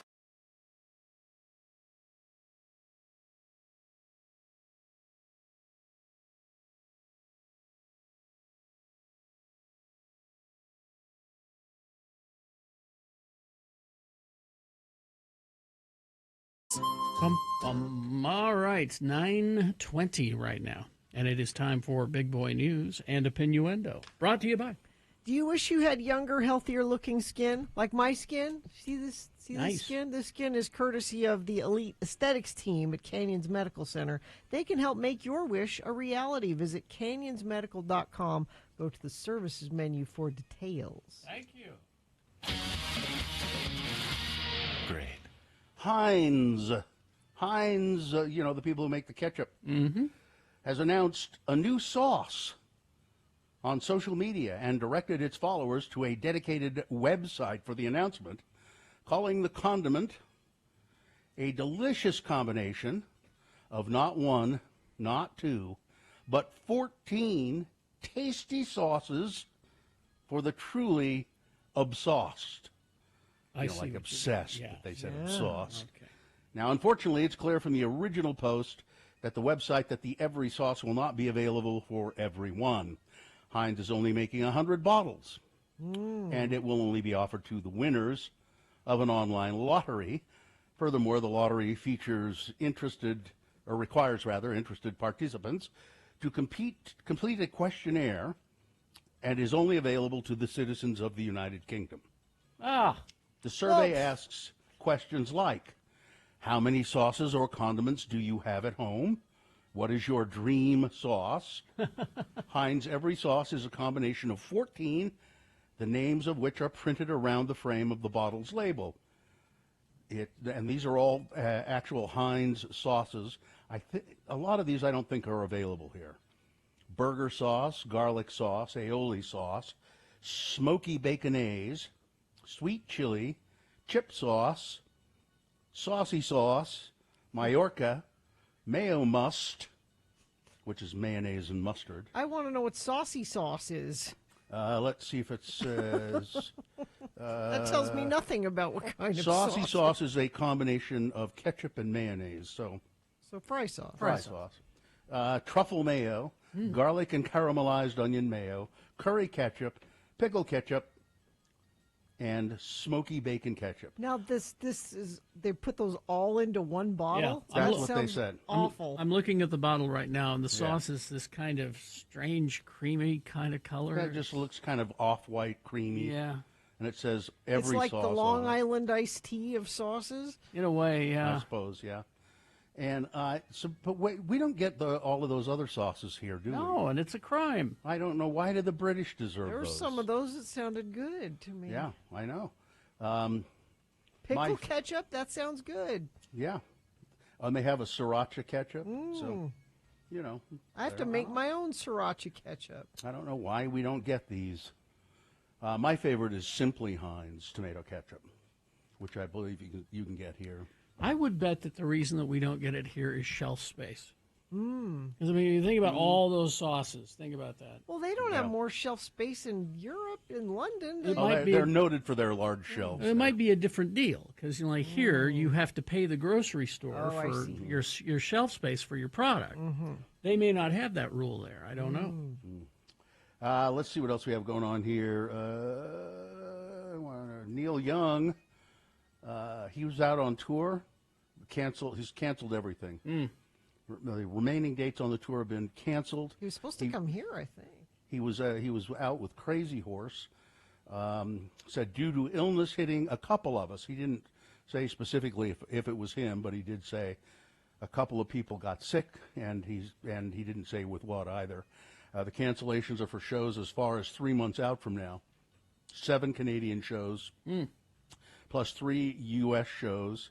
Hollywood Bowl, Southern California Eddie Vedder-driven Ohana Fest, and the Kentucky Bourbon and Beyond Festival, all canceled. So, let's see what else we have. We have Wilco. They are a band who loves you, and to prove it, they are selling several instruments and other pieces of used gear on their newly updated official Reverb store. Starting July 18th, you can pick up guitars, effects pedals, and signed memorabilia previously owned by Jeff Tweedy and the band. This batch of gear, which includes a rare Wurlitzer MKS 476 keyboard organ, is just the latest example of what Wilco and Reverb have dubbed the official Wilco Loft Reverb store, as the two have been collaborating in the past to sell other notable items that have been lying around in Wilco's possession. And Jeff Tweedy said, I just love having these Wilco loft sales on Reverb. I don't know what they do with the money, if they just keep it, or I guess. 30 years after Forrest Gump, the film's co-stars, Tom Hanks and Robin Wright, are reuniting with director Robert Zemeckis in a new movie titled Here. This is a very interesting concept. Coming to theaters in November, Here tells the story of multiple families over the course of generations, with the entire film taking place in a single location, the living room of a home.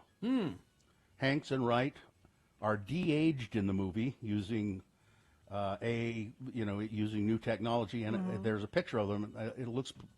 They look kind of creepy.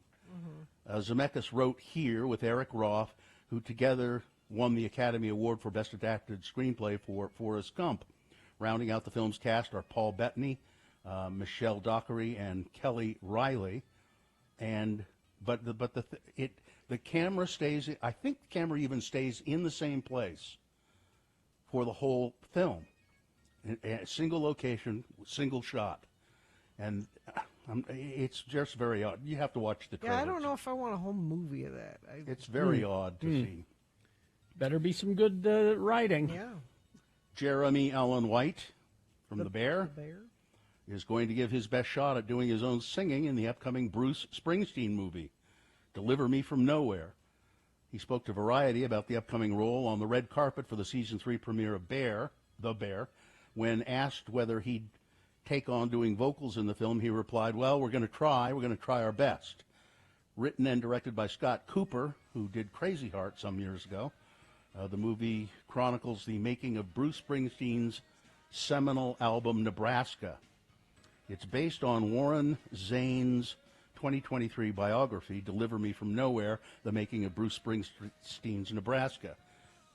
Jeremy Allen White appears to be in the process of wrapping his head around the role and told Variety he hasn't met Springsteen yet. We've still got a few things. We've got some stuff to work out. I'm trying to have a bit of my own process with it before meeting the man. I want to try to have an understanding so when I meet him, I'll have a bit of confidence somewhere in me to stand there and actually talk to him. Be pretty intimidating, I would think. Yes, it would. I watched the first episode of The Bear last night. And? Did he get out of the freezer? I'm not going to tell you. No, Gina, he dies in there. They find him and he's a bearsicle. It's a really surrealistic episode. It's very. Is it arty? Yes, very. Okay. It might put people off somewhat. You'll see. I enjoyed it quite a bit, but. I think it's interesting that they had to come out with an article saying, no, Carmi and I can't remember her name.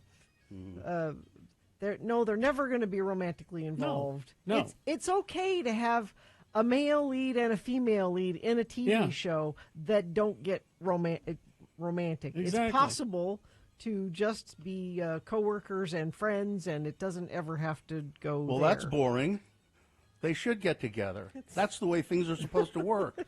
Now the guy who plays Cousin Mm-hmm. in this show, he's also going to be playing the Thing in the Fantastic Four Right, movie. yeah. And they asked him recently, "What are you doing to prepare for the role of the Thing?" He says, "Well, looking at rocks." I'm looking at rocks. Good idea. That's a good idea. Inspiration from rocks. Looking at rocks. Yeah, I think that's a great idea. Let's see what else we have here. There are plenty of news of snakes being caught tucked away underneath stuff coming, But the last thing a man expected to see was a cobra who took refuge in his boxer shorts. The incident happened at the man's home in Rayong City, which is in Thailand. These things happen, Snake rescuer Nur Koai took to Facebook to share a video of the incident. The man, who was shirtless and had just put on a pair of boxer shorts and was sleeping on a mattress on the cement floor of his home when the snake slithered its way into his boxer shorts. So he's lying there asleep, and the snake goes. One of his friends called the animal rescuers who helped extricate the venomous snake. In the video, the man can be seen pointing towards his boxer shorts as an indication of where the snake is located. One of the rescuers then used a hook to gently coax and pull the reptile out of the man's boxer shorts. Wow. That would. I mean, I'm not afraid of snakes particularly, but there is a limit. There Your is a boxer limit. shorts, you'll draw the line at your boxer shorts? I draw the line at my boxer shorts. Gender-neutral baby names are growing in popularity. Names like Dylan, Avery, Logan, they're considered gender-neutral. Those names topped the names.org list of gender-neutral names in 2023, and the site expects them to grace thousands of more birth announcements in 2024. Been there, done that. What? Oh, Carrie? Yeah. They think it's a broad trend of Americans looking for more unique names. Do you wish you had a more unique name? Oh, I've come to peace with it now. Well, at least your name's not Ralph. I always just hated that name. I'm finally at peace with it. Yeah, All right. I am too. I don't care if people call me Ralph anymore. But weather. Oh, there's a teeny tiny but kind of fun to think about tornado warning for Provo today. Well, it's not fun if you're in Provo. Little tiny chance of. Could it turn into a water spout over Utah Lake? I don't know. Maybe. Be on the lookout is what I'm saying. Oh. There is a chance for thunderstorms, 40% chance. Right now everything looks great, but these could pop up in the afternoon. And it's cooler today. That cold front's brought in a little bit cooler air. 90 for a high today, 87 tomorrow. And then we start climbing back up into the upper 90s. Could be near 100 again by the weekend, it looks like. Experience the magic and enchantment of Cat and Cauldron, your premier destination for all things occult and metaphysical in Taylorsville. catandcauldron.com. You have a list, I understand, Gina. I do. A list? It's Radio from Hell with another list, because people love a good list. X96. It's 15 clever phrases that instantly humble an arrogant person you're having a conversation with. Oh. Okay. Let's see how many of them would work on me. Bless your heart. That's yours. Are you done yet? Yeah, try that. And my response to that would be, no, I'm not. Funny, I don't remember asking your opinion about that. Well, you need it. These are the responses an arrogant person would give. You're coming up with those really quickly, too. Yep. And that's relevant to me how? If you don't know, you need it more than ever. You get that makes you sound like a jerk, right? I don't care. I think you could have done better with that. That was kind of weak, yeah. Honestly, do you even hear yourself? I don't have anything for that. Could you dial back the ego to like a 5? Well, bless your heart. I'd be impressed if it wasn't so obvious that you're full of it. Full of what? Knowledge? Is that what you're against? I'll be sure to let you know when I'm interested in what you're saying. Or when you understand it. So what else do you have going for you? Good looks. Well. Hey! Weird flex, but okay. Weird what? Weird flex, but okay. I like that one. Oh. You do realize nobody's perfect, right? Well, yeah, of course. Okay, I've got places to be. Well, then be off with you. And finally is not verbal. It's just an eye raise. An eyebrow raise. Okay. You just go. None of those worked on Bill, though. I don't. Yeah. He had a comeback for just Most about of them. all of them. You know why? I've heard most of them. You get that makes you Practice. sound like a jerk, right? Yeah, I've heard that. Like that one. Yep, I've heard that. Or I've had other people tell me, that makes Bill sound like a jerk when he says that. Yes, I do. Yes. Yes, and he probably does too. Well, you know what I say. What's that? Brett in the chat room beat me to it. Oh, buddy's nerfect. Oh, God. No? No. We hope you'd enjoyed another list with Radio from Hell on X96.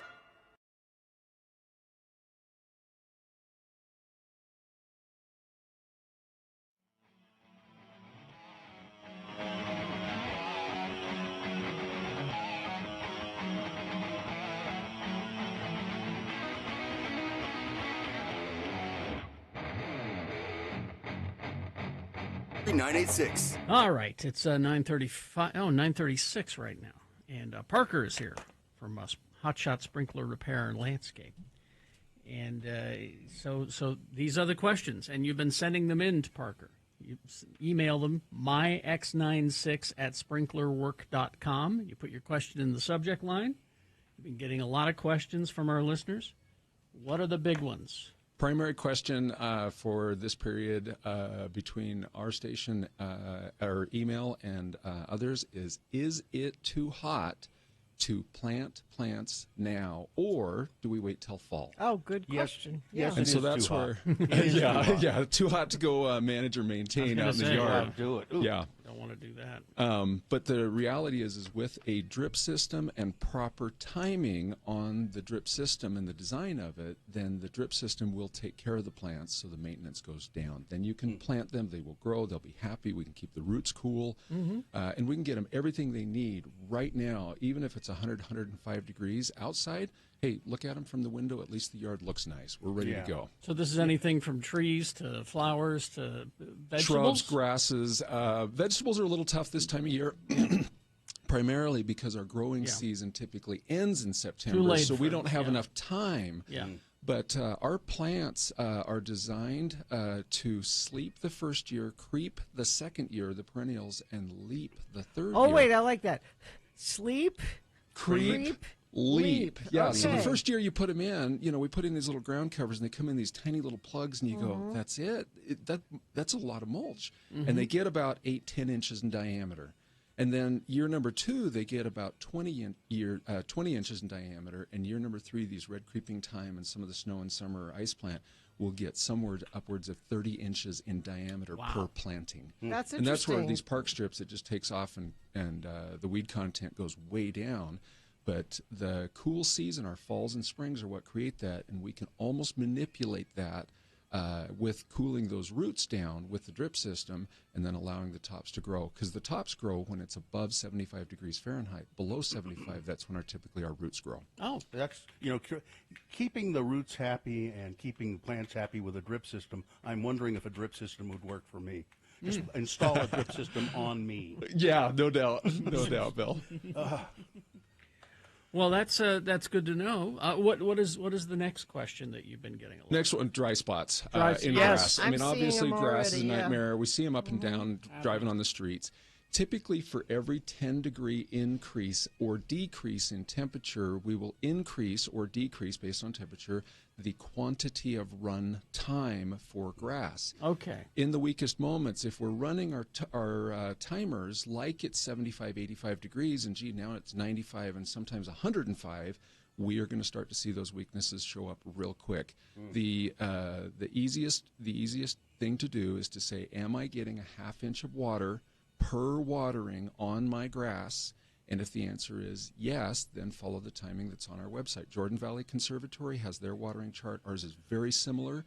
But if you go to sprinklerwork.com, there's a help section. You can look it up and say, how frequently and how long should I be running my system? Well, and that's a texter says you keep saying proper watering times, and they were just wondering what are the proper watering times and length and all of that. I guess right there on the chart, right? Yeah, there's a chart there. I can go into it real quick. I know we're short on time this morning, but for all intents and purposes, the pop-up sprays that spray a constant spray for a grass area right now, typically, depending on the manufacturer and the nozzle, runs 20 to 25 minutes. Okay. This time of year, when we're above 90 degrees, 95 degrees consistently, from here till Labor Day, that's what's going to happen here. We'll get that hot spell in August, maybe a little rain, but our objective is 3, maybe 4 days a week. When we get up to 5, run it a manual cycle. And at that point, we should be good. Rotors that turn back and forth, that have a single stream and turn back and forth, they have big old long streams on them. Those typically, depending on the manufacturer and the nozzle size, run 55 to 80 minutes because they emit about the same number of gallons, but they're covering about 400% more square feet. And so you can't run those big rotors for 20 minutes and go, gee, I put 3 gallons a minute over, 400 square feet of space. It isn't going to work. I got a couple of massive dry spots out back, and I just, hearing you talk, I realize I need to run it a little bit longer. Yeah, and so that's where we want to get a half inch. And it says on the website, hey, if you're running rotors. Here's the time frame. The last one is the little MP rotors. You see the little P streams. There's multiples of them coming out, and it just keeps turning and turning and turning. Yeah, they're hypnotic to watch. Yeah. But those typically, depending on the manufacturer, are 80 minutes up to 120 minutes per zone. And so that's where we see, people go, oh, they're much more efficient. Yes, because of the uniformity of coverage.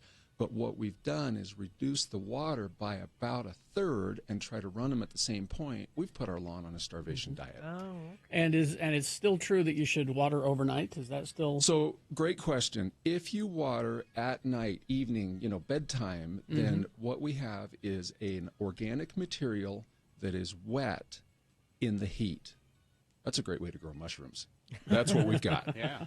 What we want to do is end that timer by the time the sun hits the ground so that it is not running and the water's had just a hair of time. So when that the sun comes up over Wasatch or the Uintas or wherever you're living in the Wasatch Front, when that sun comes up and hits your yard, your timer, you should have been off for at least 20, 30 minutes. At that point, you're good. That's where you want. Yeah, because Okay. the sun, the direct sun, as many people know, direct sun's obviously hotter, which is going to increase evaporation. And if I've got the water on the ground and starting to soak in, then we're in much better shape. Okay. But to avoid mushrooms, we want to just end it right at that point, and the highest efficiency, that's the balance point. Okay. Every once these big Harriman yards, you go up and it's a 5-acre yard, and you go, dude, you're just going to run the sprinklers all night. There's nothing you can do about it.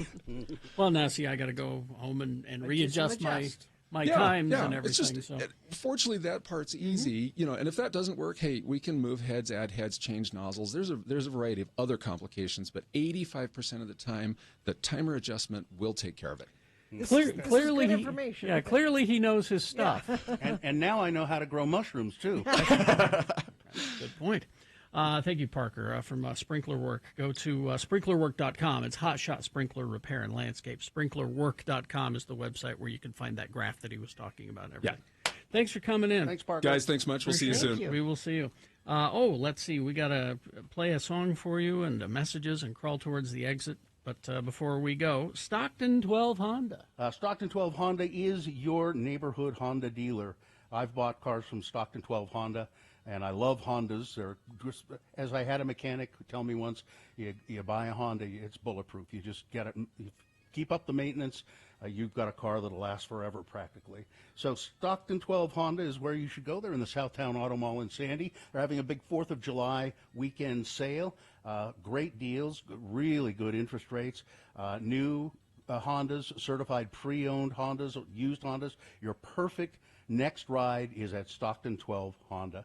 Come by on the 4th of July weekend. Shoot hoops for your chance to win great prizes. You can save a lot of money this holiday weekend as well. And check out the all-new electric Honda Prologue. This is Honda's first ever all-electric SUV, and it is Honda quality, Honda driving pleasure. It's everything you love about Hondas, and it's an electric vehicle. So, Stockton 12 Honda, it's in the Southtown Auto Mall in Sandy. All you have to do is take the 106 South exit off of I-15. You'll find the Auto Mall, and right down by Costco practically. That's where Stockton 12 Honda is. Stockton 12. I have a couple lists here. I don't know if you want a list. Sure. Well, I'll take a list. I have two of them. One of them is 10 laws Americans break every day without realizing it. You're gonna try to tell me speeding is a law. You know what? I bet I break every one of them. Or I have 10 things gynecologists wish you'd stop doing at your checkup. Wish that they'd stop doing. Yeah. You know what? I bet I do every one of those at my checkup. I bet I do. So this is the gynecologist wants you to stop doing this. This when you visit them. Let's do that list because I bet I do all of them. Okay. I'm curious. Okay. Number one is lying Radio about. from Hell with another list, because people love a good list. X96. Carrie's gyno curious. Yeah, I am. Yeah. Number one is lying about your sexual history. Yeah. You're only hurting yourself. I do there. that. If you So you should tell the gynecologist. be honest about, I told him I don't remember how many.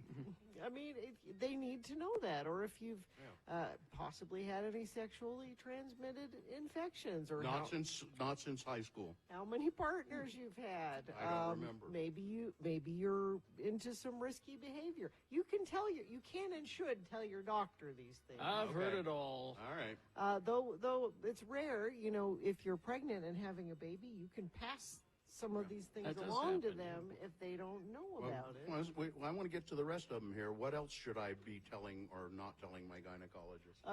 Feeling embarrassed about your body. Bill, don't feel embarrassed about your body. Well, she always says, you don't have the right parts to be here, and it is kind of embarrassing. But it's funny. When you go to the gynecologist, like women think about things like, oh, I didn't shave my legs.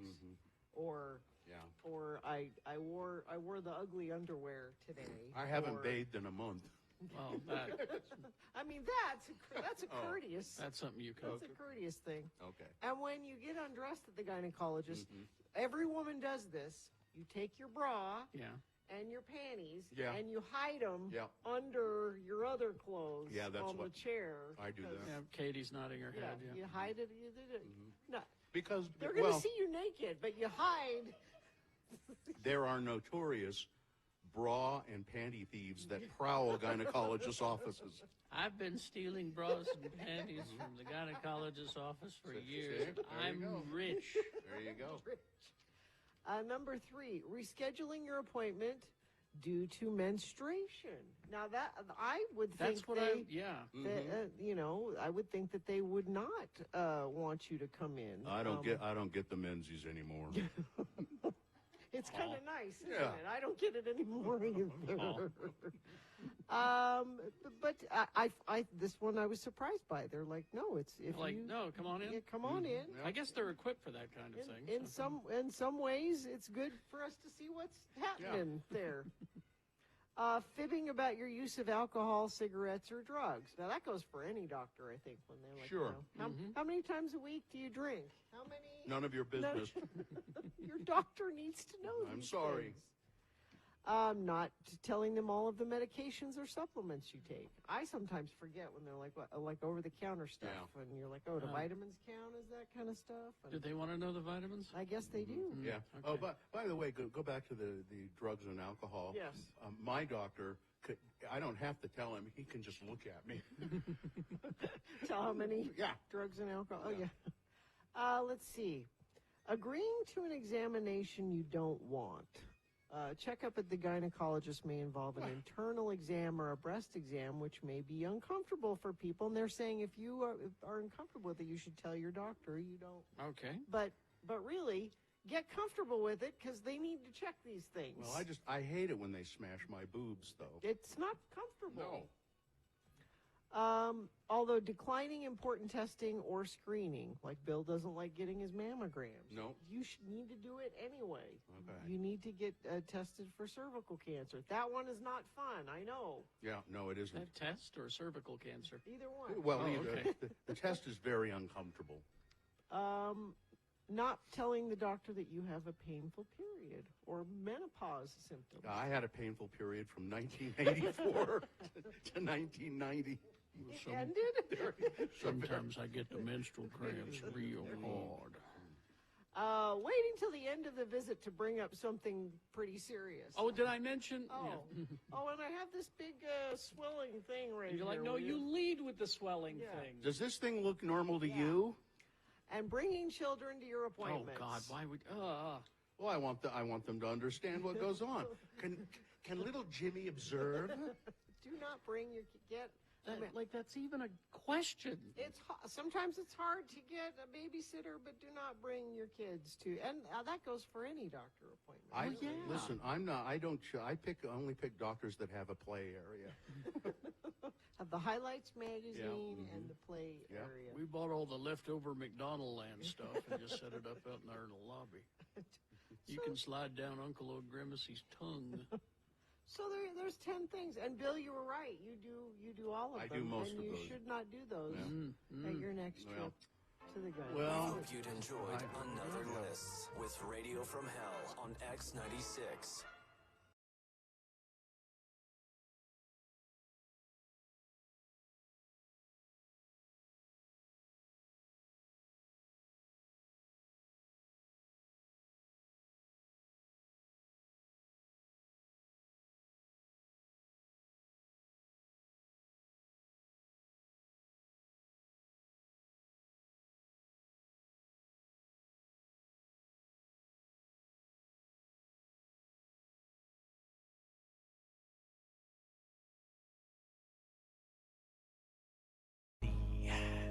All right, 9:51 right now. You know, I was gonna have Parker was just there, and Mhm. you know, talking about landscaping and ground cover, and you know, Park Strip. You know, he does a work, and he'll groom the Park Strip for you. Mhm. And you don't own that land. That's the city. The city owns that. But you're responsible for maintaining it. Yeah, you're responsible for maintaining it. Now, so my Park Strip is awful. Let's let it go to weed, and it's terrible. Looks terrible. There's not any grass there anymore. And Parker came and looked at it and said, "Well, we've got to kill all the grass that's there, and you know, kill all of that, and then we can put in ground cover." Mm-hmm. Okay, great. So we're sort of thinking about doing that, but 2 days ago or something like that, we come home and there are people digging holes in our Park Strip and trenches and tearing out what sod is there and digging deep holes. And I was, what the hell is going on here? All these workers, and they're doing it on the neighbor's Park Strip as well. And as it turns out, we did get a notice in the mail, a little tiny postcard that says Salt Lake Engineering permit pre-notification. It says there'll be a company installing fiber optic cable and on your property and adjacent properties, and they have permission to do that. They have a city permit to do it. They're literally decimating this Park Strip. So if there had been nice ground cover and stuff there, it would be totally ruined. But they're digging all these trenches and everything. So yesterday, the day before yesterday, my neighbor came over and said, they just cut my water line. Oh, no. Great. and their water was off for, but their water was off for most of the day. Yesterday, we come home, they're digging even more trenches in our yard. All of a sudden, my wife says, we don't have any water. They cut our water line, not intentionally, that on accident. So my wife goes out to try to talk to them, and they don't speak English. They speak Spanish. So she gets her Google Translate and tries to talk to them. You know, well, is this going to be fixed, or is it just totally broken? And all they would say was "sí." So, yes, totally broken. Yeah, she said I screwed up. I should have asked 2 different questions. Yeah, that's what, you know. But at any rate, finally one of the guys said, "Here," he said, "call my boss." So you know, we called that number, and a supervisor of the company who's doing this, it's a private contract, comes by, and he was I have to say, he was really nice, and he said, "I'm sorry, we'll get them working on this. We'll get your water back," and they did. And he kind of came and knocked on my door, kind of like 6 o'clock in the evening. Says, "I think your water should be back on. Try it." And I said, "You want to come in?" And he said, "Okay." And he said, I said, "Just to make sure." And he said, "Okay." So he comes in. I turn on the water in the kitchen, and he goes, "Oh, good." And then he looks to the left, and he sees there's an open door. There's a toilet, you know, in the bathroom off the kitchen. And he said, "Could I try that? I just want to make sure." And went in and flushed the toilet and said, he was so relieved, you know. He said, "I'm so sorry. I'm so sorry." It's okay. Everything's fine now. I thought you were going to say he asked to use the bathroom. Yeah. While I'm in here, do you mind No, if he wanted to make sure that when he flushed it, that it would fill back up. Have you ever had workers ask if they can use your bathroom, and you want to say no? Well, listen, because that grosses you out a little bit, but you don't want to be rude. Listen. There are workers working next door. This is a totally different thing. They're doing a big remodel on a house next door, and they've been going between the garage and the fence and peeing. No, aren't they required to have a Yes. porta potty there? Yes. And now, again, my wife has complained several times. They still don't have a porta potty, but I don't think that, at least, she said, I was sitting 10 feet away, and all of a sudden I hear this guy peeing behind the fence. Wow. You know, anyway, so she's complained, and I thought they were going to get I have not seen a porta potty, but I think maybe they've been. By law, they're supposed to have. I think one. so, or prove that there is some other means. Yeah. But, no, we got a fence. But I think they've been letting them in the house they're remodeling or something because it seems to have stopped. Okay, well, let's do the promo and crawl towards the exits then. A promo? You mean a promo that Gina wrote that's probably in my email? Mm-hmm. Oh, there it is. Hey, Carrie, what you got there? Oh, this is one of those highly sought-after Radio from Hell diner-style mugs. People are clamoring for those. We should give one away tomorrow for Best Question of the Week. Excellent idea. Send us a question about anything to radiofromhell@x96.com, and we'll answer it at about 7:45. People are clamoring for Radio from Hell Friday morning here on X96. So much clamoring, I can't even hear the show. It's a lot of clamor. I'm going to have a bowl of clamor chowder. I felt sorry for those Mexican workers, though. You know, they're just like, uh-oh. Uh-oh. All right. We screwed up. Fine job as always, Katie. Live long and prosper, bitches. Don't you know who I am? She could have sent an edible arrangement. Could have. Mm-hmm.